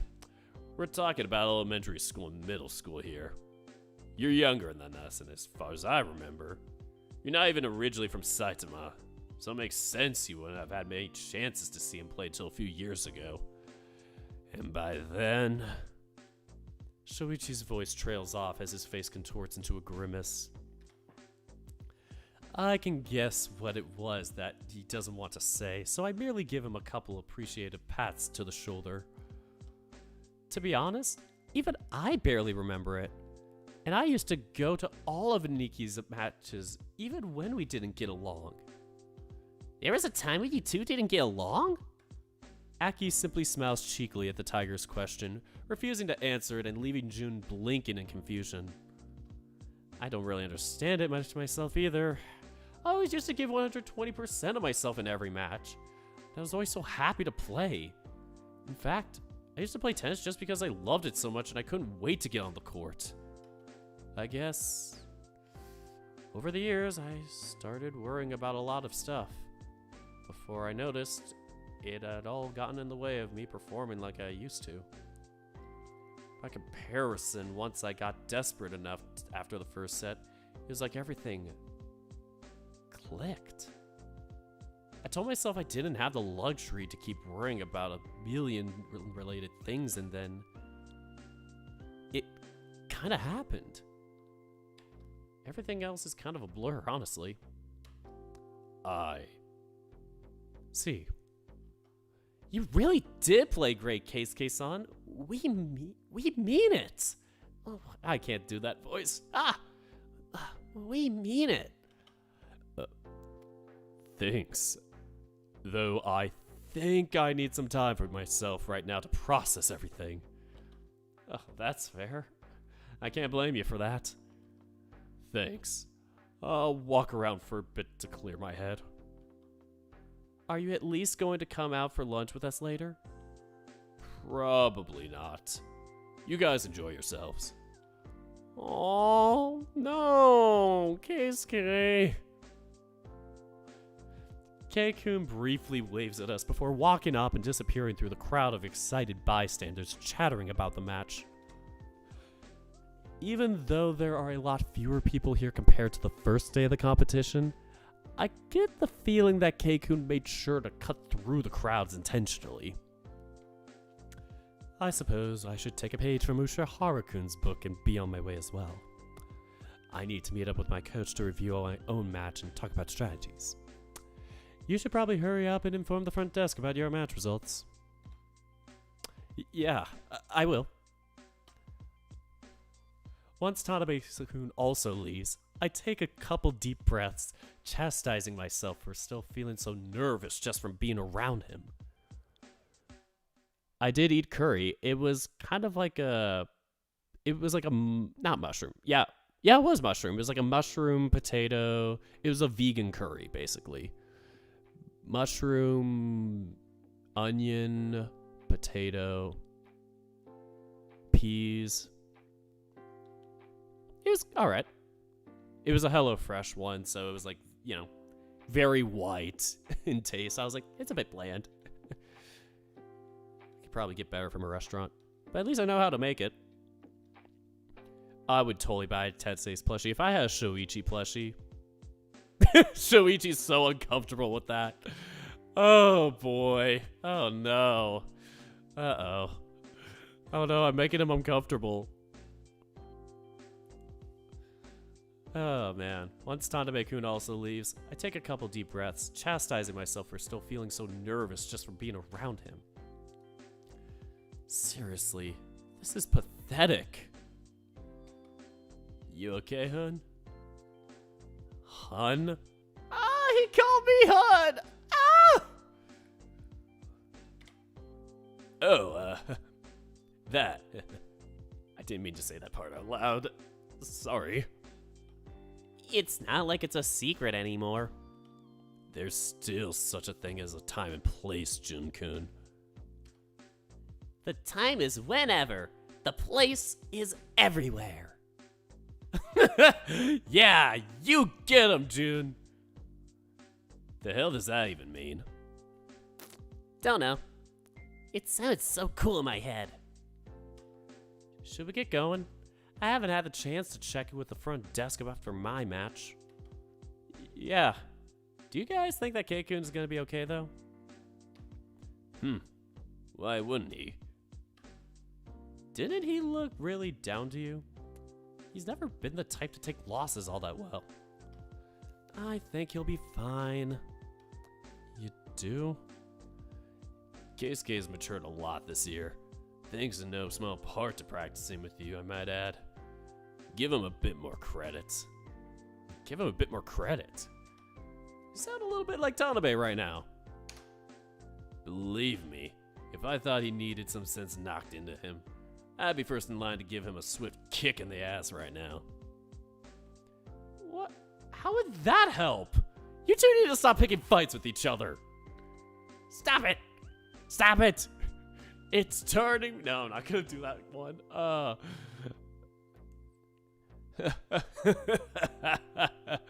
I'm joking. And I didn't even mean it like. that.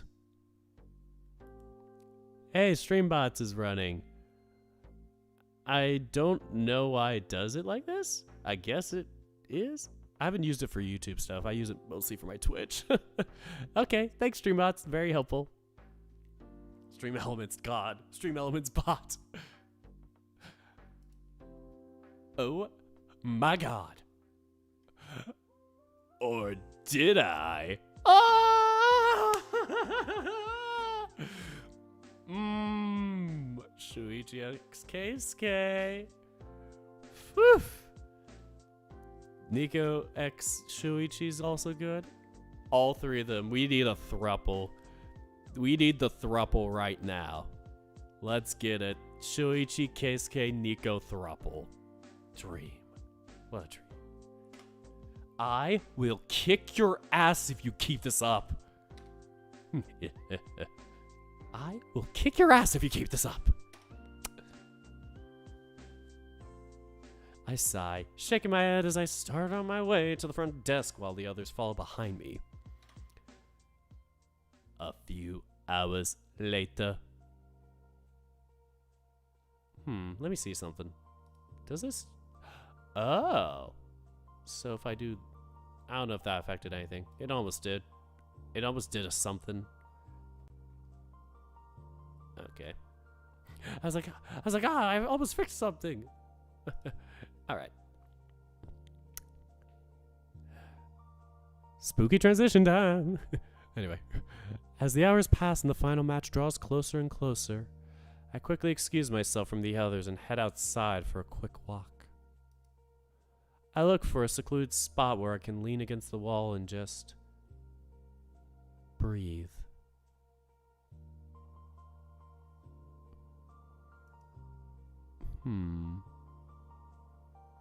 It's not even nerves. At least I don't think it is. Not fully. Well, I'm a little nervous since this will be one of my last chances to face off against Tanabe in high school. I'm also excited? When was the last time I actually felt excited to play against him? The match with Keikun had made me feel something like... Well, the match with Keikun has made me feel like something that's been lying dormant for a long time has finally been stirred awake. I can't wait to get into the court.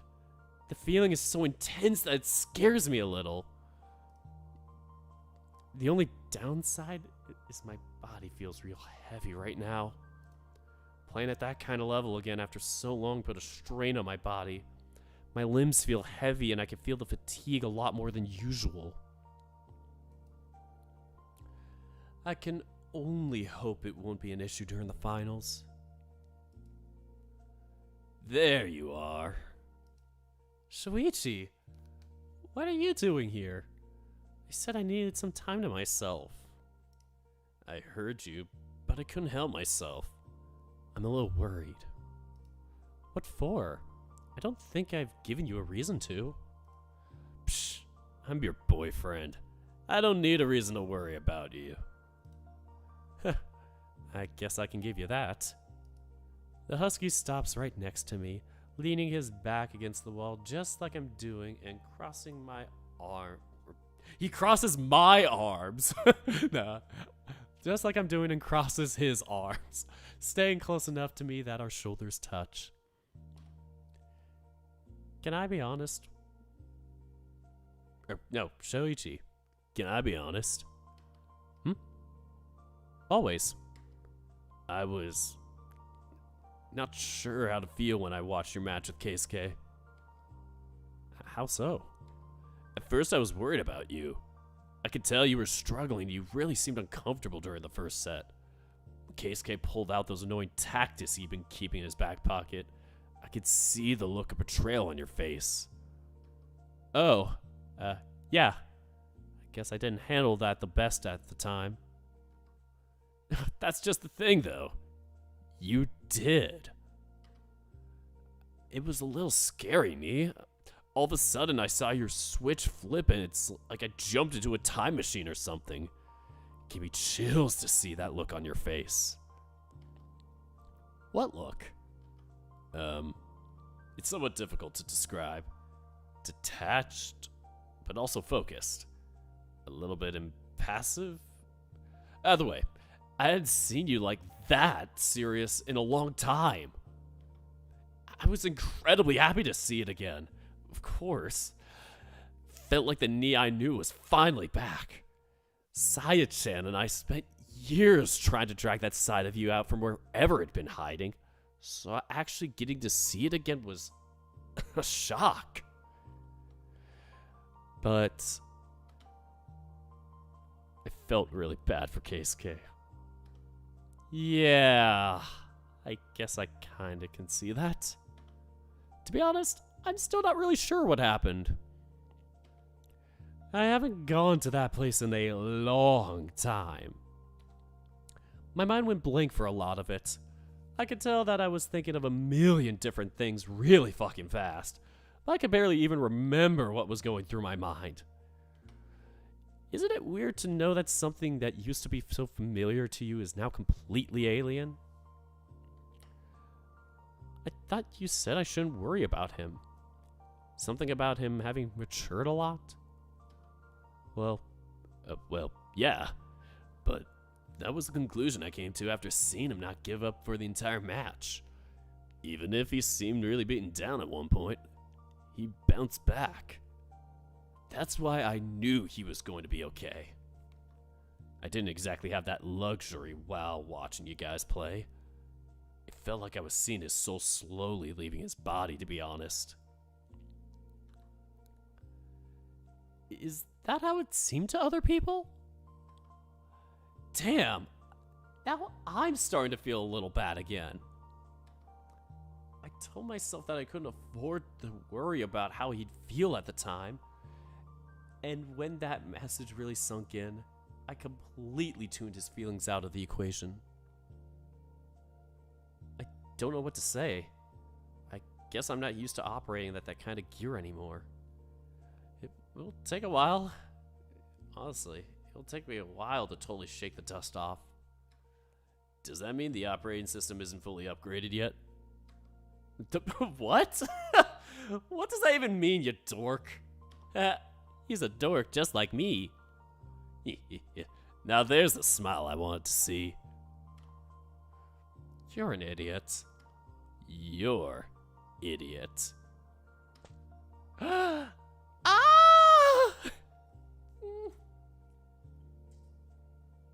Shoichi moves until he's standing right in front of me, looking down at that kind of sweet smile of his bright green eyes peering at my face with a kindness that makes my heart hurt.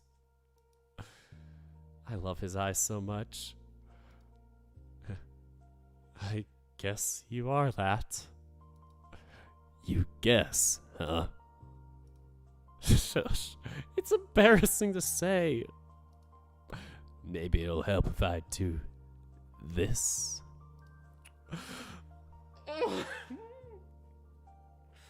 Oh my god, the amount that I'm blushing off camera.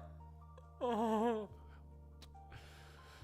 Shoichi places a hand slightly above my waist, gently squeezing the side of my body before leaning forward, quickly closing the distance between us until our lips meet. Although I'm worried that we might get seen, that concern quickly melts away along with any other thought. Shoichi nibbles on my lower lip, making me moan under my breath. His tongue pushes its way into my mouth, softly nestling itself alongside mine. It doesn't take much coaxing to get me to reciprocate, our tongues caressing one another in an embrace. I could smell the faint aroma of mint on Shoichi's warm breath, causing me to surrender myself even further to his affection. When the husky finally pulls away, I look up lovingly at his eyes, struggling to catch my breath. You seem to be getting more and more into these. Am I? I just like the feeling of it. I'm glad you do.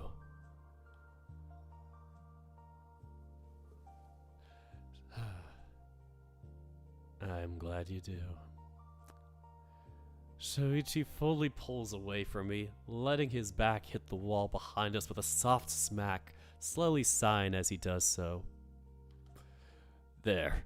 Let's call that an injection of courage. Really? That's what we're calling it now? Why not? Don't you feel better now? I do, yes. But that's not the point. Your naming sense sucks. I just hope no one saw that. Don't worry. I made sure to look around before I approached you, you know? There's no one around this side of the building. Thanks. Shoichi holds my hand, tenderly rubbing the back of it with his thumb as we stand shoulder to shoulder. I want you to know something. What's that? No matter what happens, I'm really proud of you, you know? I know the past few years haven't been easy for you, but it makes me really happy to see you finding the joy of playing tennis again. Jeez, when you put it like that, I kind of feel bad for making you worry all this time. Good. You should. Oh, wait, what? What? Kidding. You're too easy to rile up. You're such an ass. I can be that too. But I'm yours. And you can have this ass. I am your ass. Yeah, you are. Come on. You don't have much time until your match.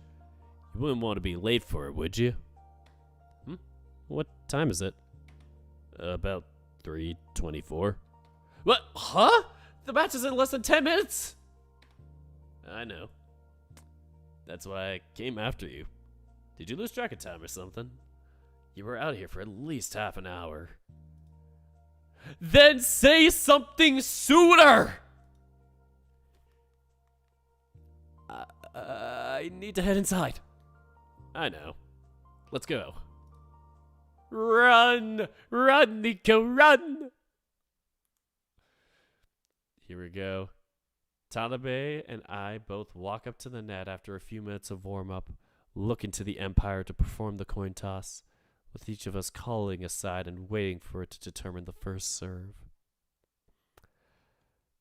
Actually, we'll pretend that line never happened. We are going to take a quick break. So we're going to give ourselves a little break to, stretch, go to the bathroom, in anticipation for the final match. I'm excited for this. I can barely... I feel like I'm stumbling over my tongue. This is going to be exciting. I'm going to be right back, though. I'll mute myself and put on the BRB screen. We'll give ourselves 3 to 5 minutes. And then we'll be back.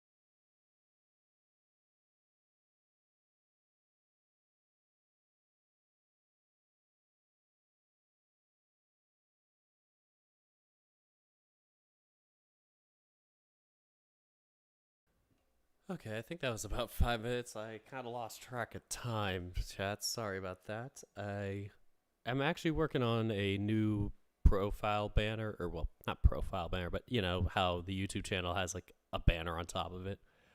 I'm working on that for here and on my Twitch, just so it's not the same old one that says Dirk the Red Panda. I'm Dirk the Panda now.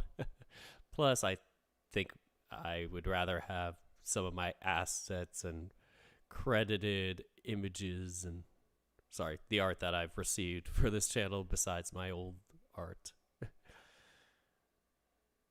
Anyway, let's get on over here again. Wow, a lot of comments there. I guess they didn't disappear. Oh well. Are we ready to continue then? Well, I always have to timestamp things because I like doing that. It makes it easier for the viewer. We took an 8-minute break. Gasp.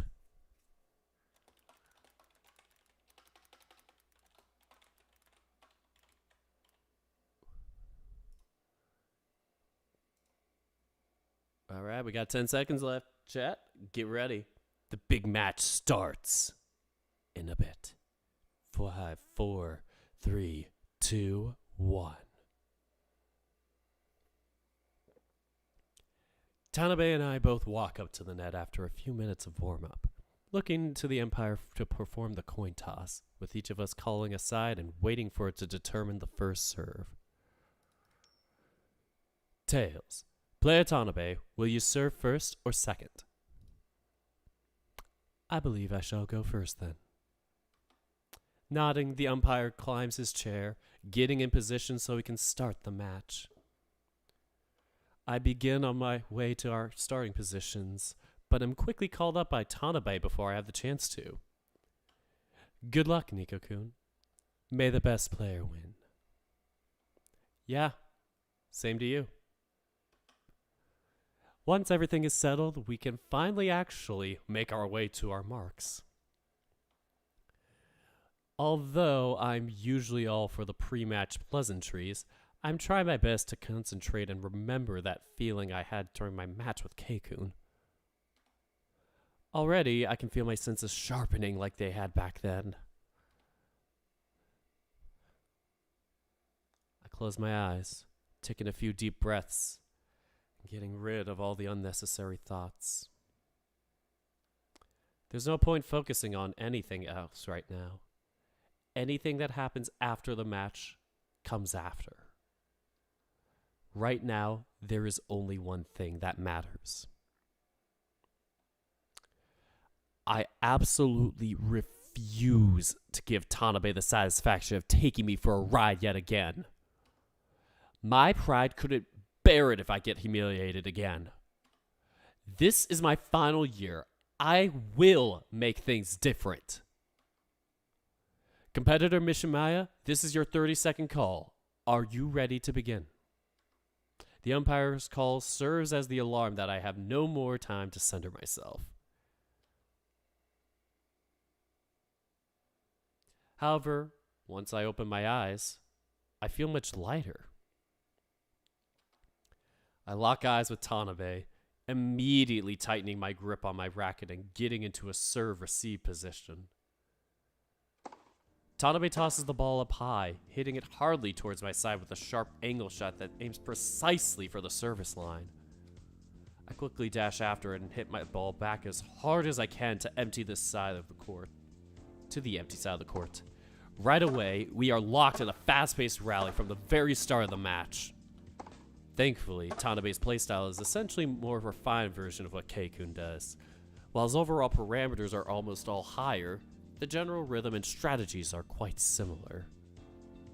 As such, not only the dozens of practice matches I've had with Keikun over the last couple of months, but also the one I had with him just this morning served as the perfect training for me.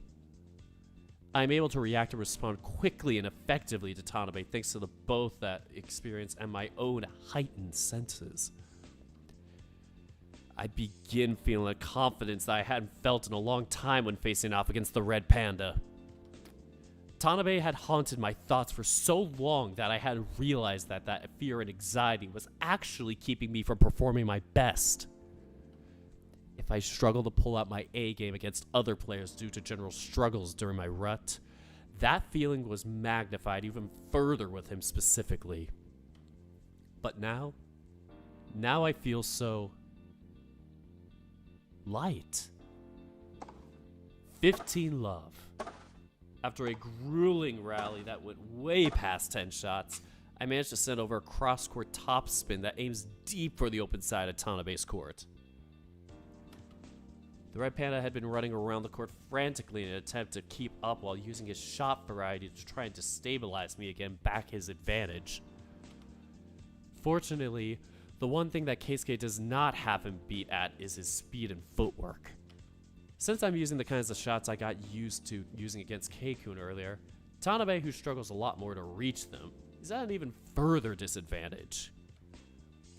If he can't get to the ball fast enough to properly prepare a swing and make good contact, it's harder for him to hit the ball as precisely or strongly as he would like.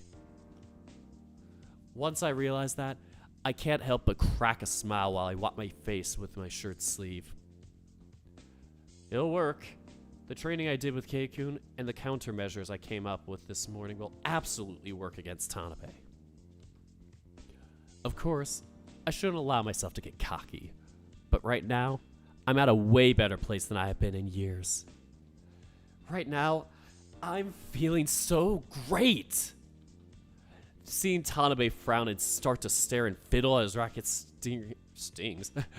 Seeing Tanabe frown and start to stare and fiddle at his racket strings makes me have to restrain a smirk. It's been years since I've seen him get frustrated during a match, let alone so early into it.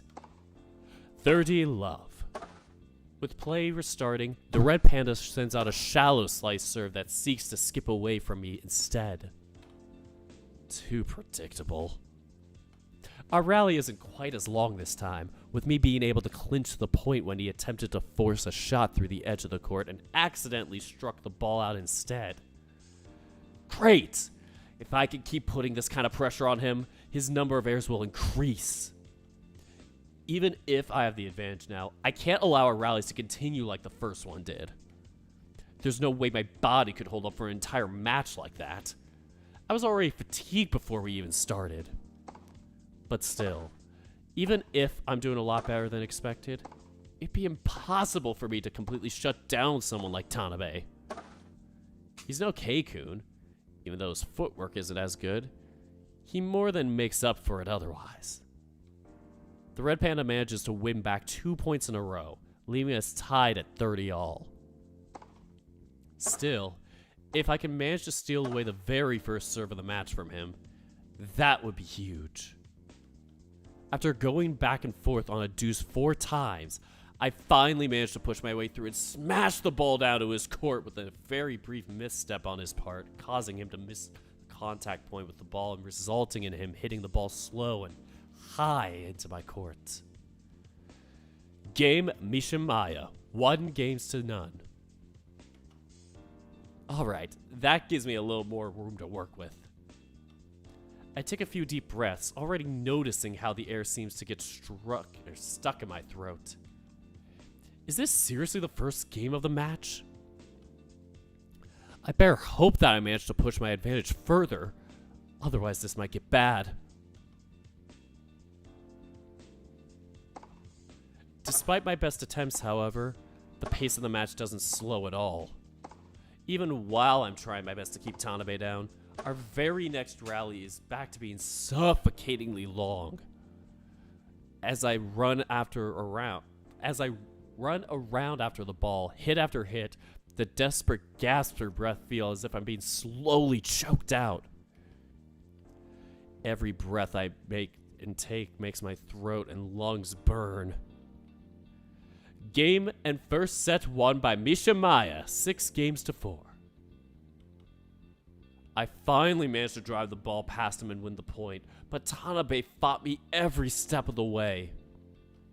Although I'm able to stay generally ahead of him for the first time in years, each and every point feels like its own final battle.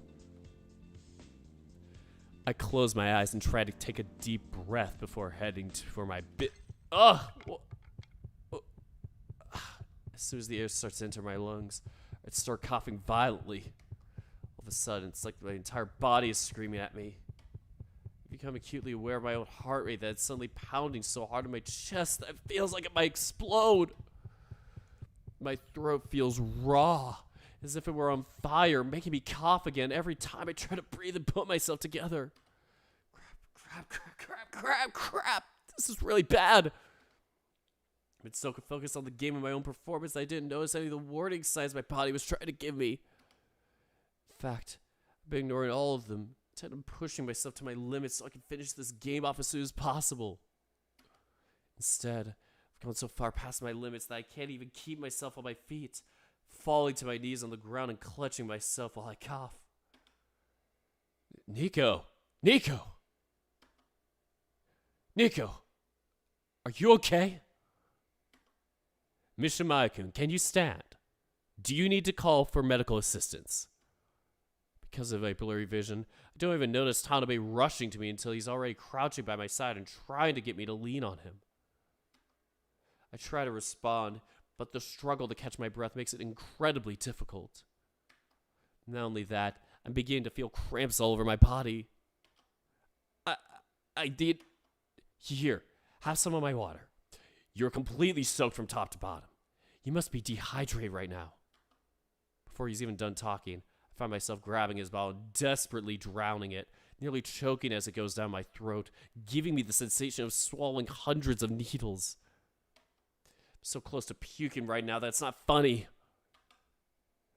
However, it helps to quiet down the coughing, give me a chance to finally catch my breath. Fuck. My whole body just pushed down hard on the brakes. I went from feeling so well to barely being able to stay conscious. What the hell am I supposed to do like this? What are you feeling? Can you stand? Here, let us help you to the bench. The umpire has already come down from his chair, trying to help me get back on my feet along with Tanabe and dragging me to the bench. I flopped down onto the cool wooden bench, feeling my entire body give way to finally getting my chance to rest. We'll have someone examine you soon. They're on their way right now. Nico, your heart is beating alarmingly fast. How could you push yourself this far? We might have to have you retire from this match considering your No! I try to protest as weakly as I can, coughing a bit as the words catch on my throat. You will be examined, but if the doctor decides that you're in no condition to continue, you will be retired from the match. I'm fine. I just didn't realize how much I was straining myself. I just need to take it easy for a bit and not push myself as much as the rest of the game. I don't like this either, Nico, but your heart is racing so hard that I feel it simply carrying you. And you look like as if you're about to vomit then and there. I'll be fine. You can... Oh, I thought he was going to puke. I'll be fine. You can barely stand. Get off my case. Get off my case, Tanabe. This has nothing to do with you. Nothing to do with... I see. Very well. I shall return to my own bench. You do what you think is best for you and your body. Oof. God fucking damn it. Fuck, why now? Why? I know I used to not play like this hard anymore. I know I'm not used to playing this hard anymore. But why couldn't I at least keep up for a little bit longer? If I could manage this for one more set, I'd have an actual decent chance of winning. Fuck. Instead, I'm forced to sit back here and have a wet towel draped over my forehead and around my neck while a doctor comes over to check on me. He asked me several questions while also checking my heart rate, measuring my blood pressure, and making me drink lots of fluids, among other things. I give him short answers, insistently trying to convince him to let me get back to the game while the man frowns and ignores it. The whole process is a lot longer and more frustrating than I would like. Just the evaluation itself feels like it's taking forever. Let me play. Right now, the only thing I need is to be able to play. You were lucky. You seem to have been very dehydrated, but it didn't go so far as to develop into heat exhaustion. That plus the excessive fatigue could account for the symptoms you displayed. I can allow you to continue playing, but I would still strongly urge you to retire from the match. It's fine. I just have to avoid pushing myself too hard, right? Besides, this is the finals. Retiring like this, especially when I'm winning, would be pathetic. Are you sure?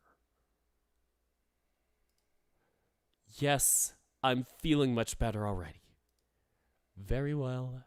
But if you start feeling dizzy, nauseous, or lightheaded again, you will be made to retire. Yeah. You don't have to tell me twice. I know how this works. Still, at least I get to continue playing. The crowd had been muttering and talking to one another quite loudly, to the point I had a hard time tuning them up until now. But their voices only seemed to increase with volume now that I've been given the all clear to keep playing. We shall now resume play. Tanabe and I both head to our respective positions on the court, with him being due to serve first during the second set. The first thing I notice once I get back on my feet and start moving is just how heavy my body feels. It's like my limbs are made of lead. My breathing is normal now. My heart has settled down a fair deal. My vision is no longer dark and blurry, and my hands feel fine, and my head feels fine too, but this is going to be a huge problem. How am I going to move properly like this? No. Focus, Nico. Even if I can push myself quite as much, I still need to get back into the proper headspace. Can I go? Oh, yeah, please do. Crap, I'm focusing so hard on how I'm feeling and trying to get back in the groove that I'm not actually paying proper attention to what's going on. Once I give the all clear, Tanabe hits a flat serve to the edge of the court, making me dash to reach to the ball. Immediately, I can notice my reaction time being slower than before, as well as my overall speed. When I do reach the ball and hit it back, I can't impart as much power as I would like to hit the ball, which instead flies on a shallow arc towards Tanabe's court, far from the very edge that I was aiming for. 15 love. The red panda hits the ball back at the open side of my court, scoring the point even as I try my hardest to reach it. Damn. This is bad. My body really isn't cooperating at all. I used up all my stamina and then some during my match with Keikun in the first set. Not only am I not able to maintain the same pace as before, but I can't even get into the pace I am used to. Tanabe stares at me for a while, watching me as I head back behind the baseline and take position, ultimately sighing and moving himself so play can resort. What? Are you going to act like you're disappointed now? Screw you! Don't you look down on me just because I'm struggling a little? Like with the last point, I struggle to find a decent, sustainable rhythm, struggling to keep up as my heavy body refuses to move like I want it to. Through sheer grit, I managed to extend the rally a fair bit more than before, but even that isn't enough to keep me in the game. Now that he's able to fully operate like he wants to without me being able to rely on my heightened reflexes to keep up, Tanabe's shots variety and accuracy are soon able to overwhelm me. I can neither anticipate his shots nor react fast enough to reach them early enough to put myself in a good position. As a result, I am struggling to even do anything in this game. Try as I might to reverse the situation, the rest of the set continues in similar fashion, with Tanabe's variety of attacks, refined tactics, and brutally efficient style giving me no inch or quarter. Game Tanabe, 5-1. Fuck! This can't be! This is by far the worst set I've ever had against Tanabe before. To barely even be able to win a single game by the skin of my teeth, with my performance continuing to drop as the match continues. My exhausted body simply refuses to keep under this excessive strain I placed on it. All my attempts to counterattack are swiftly shut down until eventually I lose all hope of recovery.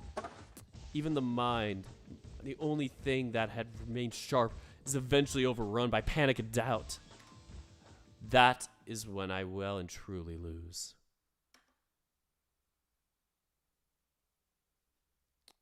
Game, set, and match won by Tanabe. Count 4 games to 6, 6 games to 1, 6 games to 0. Oh no. Oh no. Even the umpire's announcement of the match results barely sounds like anything more than a noise to me. Without acknowledging it in any way, I merely drag my feet towards my bench, beginning to put my things away and cover my head with a towel. I know it's rude to walk off without talking to your opponent and congratulating them, but I fear I don't have the capacity for it right now. I faintly hear my name being called by one of the officials, but that doesn't stop me from pulling my bags over my shoulder and making my way to the exit. I am, however, stopped before I can take more than a few steps, with my wrist being grabbed as I'm spun around from behind. I am met with the sight of the smaller red panda looking up at me with a complicated expression. Tanabe's eyes scan my face, and I can almost see his brain trying to work out something to say. However, I quickly pull my hand away from him, having not the energy to wait for a long time for words that might not even come out. Congratulations. I managed to squeak the word out as I try once again to make my way outside. Nico, wait. Seriously, are you well? I'm fine, I'm fine, Takagi. Or is it Takagi? It might be Takagi. I'm fine, Takagi. Leave me alone. I don't even notice until his name leaves my lips that we somehow started calling each other by our first names without honorifics again. For some reason, that realization bugs me far more than it should. Are you sure? I can help you, or you have to participate in the award ceremony. So do you. I shrug. I really am in no condition to stand in front of a bunch of people right now, talking about how grateful I am to be presented with a runner-up trophy. It's not like any of it matters anyway. Anything other than the winning trophy is just noise. It doesn't matter. I need to lie down. Doesn't that mean you aren't well after... leave it, Tanabe. I speak out, cutting him off, almost pleading. Please let me leave. Stop making it a problem. I can't deal with this right now. My whole body hurts. My legs are starting to cramp already, and I can barely stay on my feet.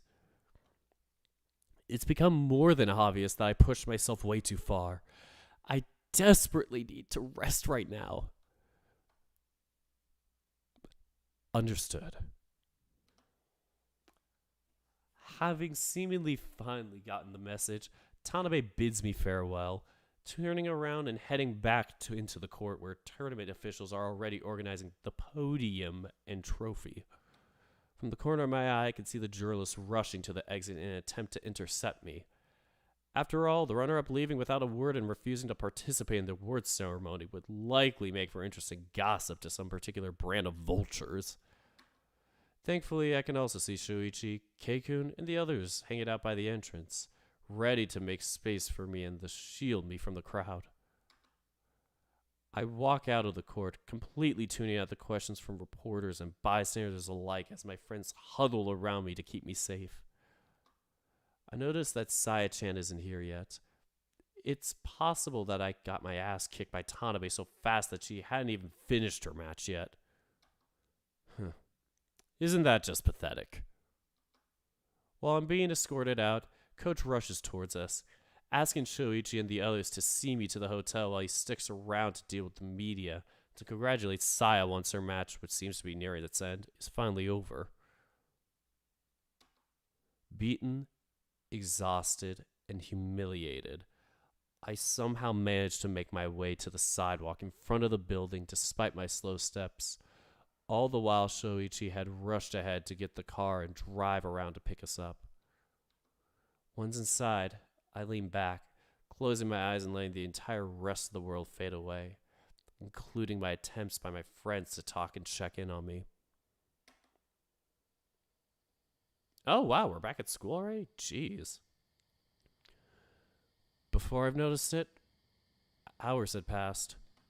At some point, I became dimly aware that my bags had been packed for me and left waiting for us to check out. In the meantime, the first thing I did once we got back to the hotel was head into the bath and stay soaking in the hot water for a long time, feeling far too exhausted and sore to do much more than that. I think Shoichi tried to say something about joining me to help me out, but since he wasn't a guest at the hotel, he wouldn't be allowed in the bath in the first place. I will admit that his sulking was one of the few things capable of making me smile through the exhaustion and frustration. Once Saichan and Coach came back from the venue, a few words were exchanged between us as the rabbit restrained her glee for overwinning for my sake. Instead, after we'd all begun the process of getting organized and loading into the bus, the last thing I remember was Shoichi saying something about waiting for me at school before seeing Saya, Keikun, and I off. The moment I got on my seat, the fatigue finally caught up to me, and I promptly dozed off for the entirety of the trip, only waking up when Saya-chan gingerly shook me awake, much more gently than I would usually expect of her, I might add, and asked me if I needed any help getting off the bus. Finally! Why does it feel like this trip gets worse every time? It certainly is bittersweet. No, that's not what I was talking about. I meant that it's uncomfortable. Oh, I suppose I can sympathize. I'm used to traveling in much more comfortable vehicles. Shocking. All right, you three. Get your bags out of the bus quickly so the poor driver can head home already. Yes, sir. And Nico-kun, if you need anything the next few days, please come talk to me. What is there to talk about? I suppose it'd be difficult too, yeah. Regardless, I'll have a few adjustments to your training regime on Monday. Make sure that you show up prepared for it. Seriously? Yeah, that's it? Aren't you being a little insensitive here? The crocodile smiles, seemingly amused by me snapping at him. Would you prefer I continue trying to get you to talk? I figured you'd rather face forward and focus on what you can do to avoid something like this happening again, no? Ugh. Don't want to agree out of principle, but he's not exactly wrong. Either way, I trust that you all either arrange for transport home or are fine to go on your own. If you'll excuse me, I have to check if nothing was forgotten in the bus and start locking things up. Yes, sir. I'll see you on Monday. Saya and Keikun both nod meekly, bidding farewell to the crocodile as he disappears back into the bus to talk to the driver and do whatever it is he still needs to get done. As for our part, we do as we've been told and grab all our bags once again. It still is a little disconcerting to see the absurd amount of crap Keikun brought with him. There's so much that I know he can even... There's so much that I don't know how he can even carry it with him. Are you going to be okay with all that? Oh, yes. I have a car waiting for me outside. I told Alex to wait out there with it since I didn't want to deal with the embarrassment of being waited on hand and foot while still on school grounds. I don't want to think I don't think it makes a difference whether he does it now or later. What a weird hill to die on. By the way, Sho-chan is waiting for us at the gate. You probably shouldn't keep him waiting. He is? Oh, I haven't noticed. I was wondering where he was. I thought he'd gotten stuck in traffic somewhere or something and wasn't here yet. God, my whole body still feels so heavy. The nap helped a little, but everything still hurts. I really need to get home soon. Hey there. You okay? Yes, we're great. Thank you so much for asking. Oh my god, Saya. Saya-chan intercepts the question that was clearly aimed at me, making Shoichi sputter in surprise. Kidding. I need to get home anyway, so I'll leave you and Nico-kun do it. Come on, Kei-chan. But we're not even leaving together or anything. Saya-chan turns to me, quickly wrapping her arms around my neck in an awkward hug. Please don't beat yourself up too much, okay? You did a great job, you know. I'll try. Seemingly satisfied with my listless answer, Saya-chan pulls away, nodding and saying a quick farewell to Shoichi that he responds in kind while Keikun does the same. The two bunnies quickly make their way outside, almost as if they were jogging faster than usual to try and get away from us. Whether that's from awkwardness or consideration towards Shoichi and I can't tell. All I know is in the blink of an eye, I'm left alone holding my bags as my boyfriend stands around avoiding looking at me in the eye. Shoichi looks forward, giving me a quick peck on the lips. So, how was the trip? It was fine. I passed out for all of it. Yeah, that makes sense. Shoichi seems to be trying so hard to be considerate that he doesn't seem to know what to say. And his overwhelming awkwardness is only serving to make me respond in kind. Come on! I'm way too tired to be dealing with this. What about you? Where are Jun and Aki? Oh, I drove them home before making my way here. I arrived at the school right behind the bus, in case you didn't notice. Couldn't tell. Was asleep. Right. Are you doing okay? I'm fine. I respond more out of reflex than anything, making Shoichi grimace immediately. You sure? 'Cause it's okay if you're not. It's me, Nee.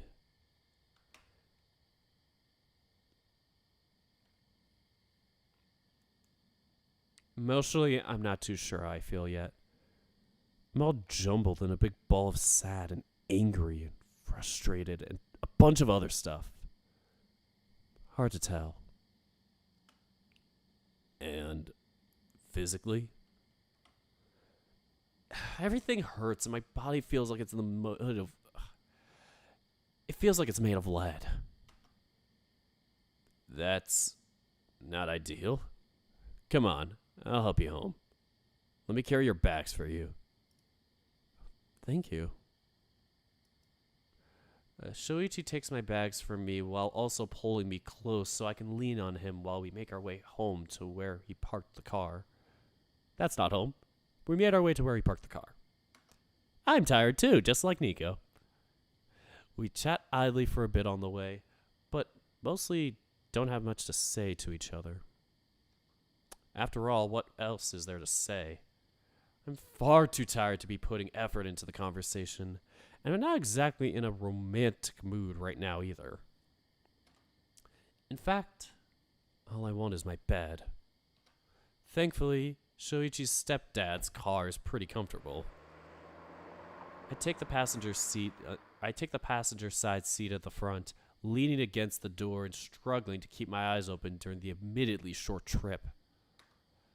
For his part, Shoichi keeps one hand on the steering wheel and the other on my outer thigh the entire time, merely stroking it with his thumb.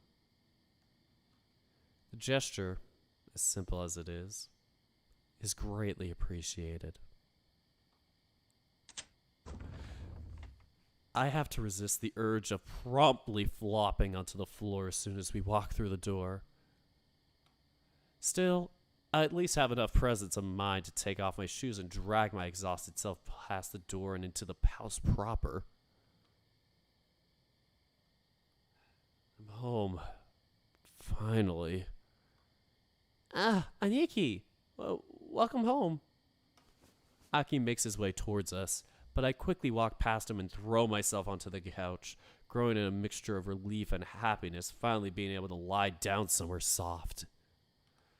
You sure you don't want to get into your bed instead? No stairs. He'll be fine, Shuni. He can go upstairs when he's feeling a little better. I suppose. Where should I leave these, by the way? You can leave Aniki's bags here. I'll carry them up in a bit. You sure are a reliable little brother. Aniki, I ordered some takeout for us. It shouldn't be too long. Is Mom not home? Nope. Figures. What about you, Shuni? Will you have dinner with us? You know I'd love to, but Dad will lose his patience with me if I'm not home soon. I just saw somebody say, "Oh, they mentioned the stepdad." Oh, wait a minute. You're right. I don't know why I was thinking about, his like biological dad. I was like, wait a minute. Stepdad. Oh, I wonder if that would be different in the Keisuke route. Interesting. I thought somebody said, "Oh, are they going to mention his father, the daddy issues?" And then this just happened. I'm like, "Yep, of course." Your dad is a pain. I'm aware. I'm surprised he didn't try to fight me more on it. And again, maybe he's just keeping quiet since I'm like this. Either way, not sure. Hey, Aki-kun, would you mind giving us a moment before I leave? Oh, sure. Let me take these upstairs. Kicks him out. Get out of here, little brother. Aki gathers up my bags and disappears into the staircase, leaving Shoichi and I alone in the living room for a brief moment. The husky then kneels next to the couch, looming ever so slightly above me and looking at me with a wry smile. Look, I know there isn't much I could say to make you feel better, but I just want you to know that, even if it doesn't feel like it, you did do great today. You made tremendous progress, and I'm sure that if you can improve your physical conditioning, get used to your peak playing again, you'll have a much better shot against Tanabe. What's with the sudden pep talk? No real reason. I just happen to know my boyfriend well enough to know that you're probably going to start beating yourself up about it as soon as you're alone. If you do, make sure to remember what I said, okay? I'll try. Good. The husky places a hand on the back of my head, gently stroking it. The sensations of his fingers digging into my fur and rubbing and kneading against my scalp feels nice enough that the urge of sleep grows even more intensely. You look so cute when you're tired. Yeah. You can say whatever you want. Just keep doing what you're doing.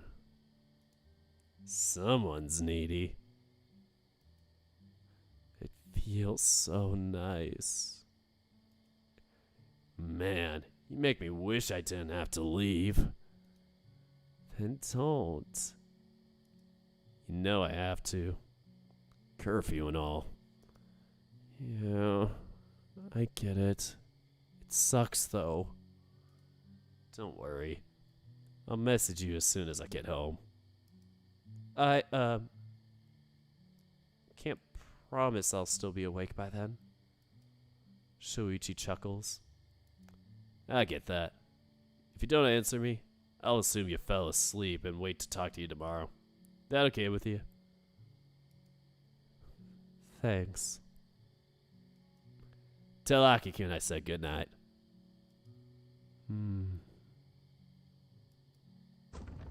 I barely managed to see Shoichi leaving from my position, lying belly down on the couch, with my only indication of his departure being the sound of the door. Still, as soon as he's gone, I relax onto the couch once more, letting the tension drain from my body. Ironic, Kuru. You also have to go rest. Have a good night, Kuru. This might actually be the end of the update, so you might be just leaving right at the end. I don't know. I don't want to make you stay longer than you need to, so go rest if you need to. Anyway. Still, as soon as he's gone, I relax onto the couch once more, letting the tension drain from my body. I have no clue how I'm going to get back to my room. I don't ever want to get up from here. Aki comes back downstairs a couple minutes later, where he talks and tries to talk to me about the competition, but to no avail. Also, have a good night, Royal Gaines. Once he's realized that I don't want to talk about it, he goes back to setting the table and watching TV while waiting for food to be delivered. I don't have much of an appetite, but still eat a little to be polite before finding my way to my room an hour or two later. I briefly see a message from Shoichi and reply, letting him know that I'm about to crash. In the moment my head hits the pillow, I'm out like a light. That was so good. I love it. I know it's sad that, we lost it all, but it's such a sweet ending. It was so nice. So wholesome. Time to override these saves from other days. Let me see if I did any other pages besides that. Nope. Okay. I gotta remember May 4th, the later one. And we are done. So, that's it for the update. Hey guys, you've reached the current end of the Shoichi build. I hope you've enjoyed what you managed to play so far. As you guys may or may not already know, all development in Tennis is possible thanks to my amazing patrons and other supporters who make it possible for me to decide the time to work on the game as well as commission the art for it. If you haven't already, and if you're able, maybe you could consider help to support us too. Just click here and you'll be taken right to my Patreon page. Once again, thank you all, and we'll see each other with the next demo. Link is in the description, of course. Yay! We did it! Well, that's the update for Shoichi at least. So I just need to remember the timestamp before I forget it, because this is basically our end of chat time. There we go, last timestamp. All right. Dang. Intense. I was like, I did not know how this was going to go. I was actually just like, I felt so in the dark of where's this going to go? What's happening? What are we doing? What's going on? So, this was pretty great. I feel really bad at the end, but it really makes sense, though, for, really pushing those new limits. Keisuke really gave him quite a rough time. I'm really curious to see how this will work out in Keisuke's route. This will definitely be the next, when I do a visual novel, probably next week, I will try and play Keisuke's update next. So basically, as soon as I play VNs again, I'm not sure if I'm going to do multiple a week again, or I'm just going to do one for now. So at the latest, I'm going to say next Thursday, Friday. I like to kind of keep these VN nights to Thursdays, maybe Friday. I know some people might like Fridays better, but I personally think it's fun to have VN Thursdays and Tennis Ace Thursdays. Maybe if it's a Friday for something where multiple people join, I think it's fun to have a Friday night where it's doing stuff with people. So that's why I'm if it's a Tennis Ace or a VN that I solo like this normally, I'm gonna keep it to myself and just do it on a Thursday and then enjoy Friday. So yeah, now I have Friday off to relax, And then Saturday, folks, Saturday is going to be Euro Dirk 2023. Our grand finale has been set. I have we have voted on our semifinalists to move on. And so these finalists are not all going to be in the actual grand finale of the real contest. You know, these are all based on our own votes. But yeah, the automatic qualifiers plus the ones that we picked and chose to go in are going to be in it. And we're going to have to do a random drawing of lots. Not sure if we're going to do that tomorrow or Saturday. Going to have to figure that out. But yeah, I'm really excited for that. Saturday, 6 p.m. Pacific Daylight Time. Saturday, 6 p.m. Pacific Daylight Time. So PDT. Whatever that time zone is for you, that is 7 hours behind the universal UTC. So, do the maths. Or use an app. I've had to. So, where do we go from here? Oh yeah, final comments on the update itself. Besides it being a great update and all, always tough to see Basket torture us. Basket's like, for me, I'm like, I can't torture my characters. I'm like, I feel so bad even writing some of the scenes I have, feeling sad and whatnot, and it's nothing even terrible yet. It's just like, it hurts. And then Basket's just like, hee hee, I'm gonna torture. Hee hee, pain. He's gonna see this and just like give me heck. But loving it.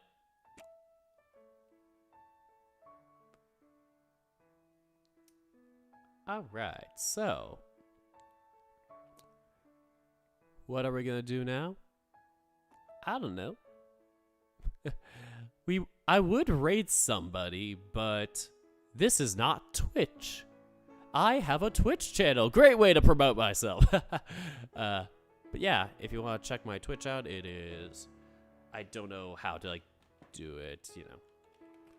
Manually, it'd just be like twitch.tv/DirkThePanda. You can follow me there for my various shenanigans of doing chill games from American Truck Sim to City Skylines to Fortnite. I do that once in a while, and then anything else that I find chill. And I also will join other people's streams from time to time. The other time I was playing this funny video game called Mount Your Friends. And it's basically like QWOP, but competitive. It's kinda like a QWOP, I guess. A QWOP in the mechanical sense, but it's not like the track field. But it's still competition. Weird story, but yeah. I play a lot of various games on there. I might branch out more with gaming if I have more time, but it's a very casual when I feel like it. Oh, and that's also where I'll be doing Euro Dirk 2023. So Saturday, 6 p.m. on Twitch. Be there or be square. But yeah, thank you, Jasper. Great to see you here. For my VN Ocean Avenue, Jasper is the background artist. Well, ongoing. If you see a stock photo or a very crappy drawn background, that was me. Jasper does the amazing arts. He's already got 2, I think we have so far. And then we're going to get 2 to 4 more in the next update.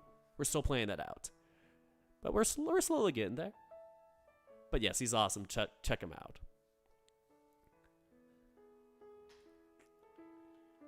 On Twitter, it is Jasper's Art Vault. So check him out there. I'm going to keep pandering all my friends because y'all are lovely. And no problem, everybody. I'm glad to, do this for y'all. I always hope that I'm still up to par after not having done this for a while. Excuse me. Woof. I had to take a little bit of a break with personal stuff and life, and earlier this week was a bit of a scare with me with the computer thing. I didn't know if I'd actually have to give up my computer for a couple of weeks and do all that, but luckily, I'm gonna, work on it and with my dad and I to kind of learn how to build a PC together. Basically, just rebuilding a PC in a sense. taking off the motherboard, all the parts that are attached to it, so pretty much everything, and then attaching everything again. So that's always fun.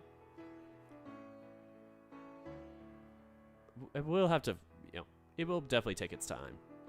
I'm curious to see how long it will actually take, and fingers crossed it won't be like something bad happening, or, I don't know. I'm kind of nervous about doing it on my own, but at least since I know my dad has more of an electrical engineering knowledge, he at least will be more savvy with how to like tinker with and not break or mess anything up. It's just I've never customized a PC for ever, so it's like I'm excited, but that nervous excited, kind of like Nico it was in this tournament. So, relatability there.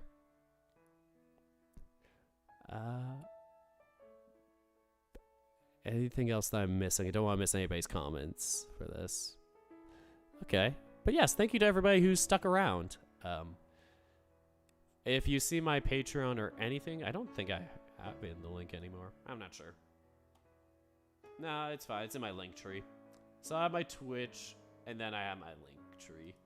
So everything else is there on my link tree. My Ocean Avenue visual novel, my Patreon, if you ever want to donate for that. All of that pretty much right now goes into Ocean Avenue art and game stuff and development. So making that a lot more fun and pretty. We're beautifying it. It's a beautification project. And it makes me happy when I do not have writer's burnout. I actually got a little bit of writing done the other day. Very few lines, but at least I'm building up a scene with Evan and Selma, and it's like, I worked on the first scene of the day. I'm like, bam, first scene. Like, it took me a little time to finish it, of course, but I worked on the first scene of the update, and I was like, okay, good, I finally got this done. Second update. Had a bit of a writer's fart. Little ruts waiting. Then I finally started it and built it up, and I had this good little transition between first and second. You get a flashback, and it's like, ooh, it's cool. And then you finally, Evan and Selma will talk, and it's like, wow, I finally got this properly set up. And I definitely have a good layout for that. I think it was after the first scene of the day that was the tricky one, because I had so many things I could tweak. But now it's like, with my thing, it's like, the rest of the things I think are pretty straightforward. I pretty much have them laid out of X, Y, Z happens, bam, next scene. And I'm excited because that will also be a character root decision day. Sorry to pander my VN, but we're on the topic of VNs, and this is kind of the end of reading part, so if people log off at this point, at least it isn't me being like, stop the video and pandering to everybody. This is kind of my random tangent part of the stream. And, of course, thank you to Basket or WOTB for the acronym, worst of the bunch.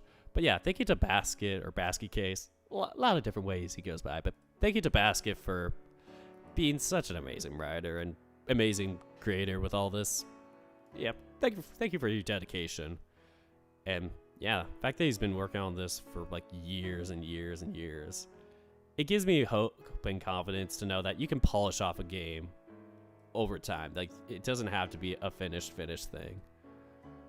And even if it is, like, looking finished with whatever the beautification aesthetic is, you can still keep writing. It doesn't have to be all built in one day. You can still write your story. May I ask you, do you reread your work? Yeah. I'm worried that this is like a question of, did you see your typos? But yeah, I have to be blunt. I will reread it from time to time, especially when I'm like testing stuff out, but not as much as I would like to. I will kind of reread it over when I make the update itself, and then going back, I've kind of been glossing over it because I'm trying to add music, backgrounds, etc. So during that beautification process, doing some tinkering.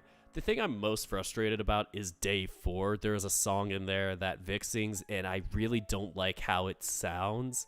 Not in that the song is bad. The song itself is fine for how it sounds. It just doesn't fit what I wanted for Vic that day. I thought it was going to go one way, then we went the other, and I thought it was fine at the time. And then recently I found another song to inspire me for it. And I'm like, gosh darn it, this is the song I want to use. And we're still kind of in a limbo, my musician and I, of, finding the sound for it.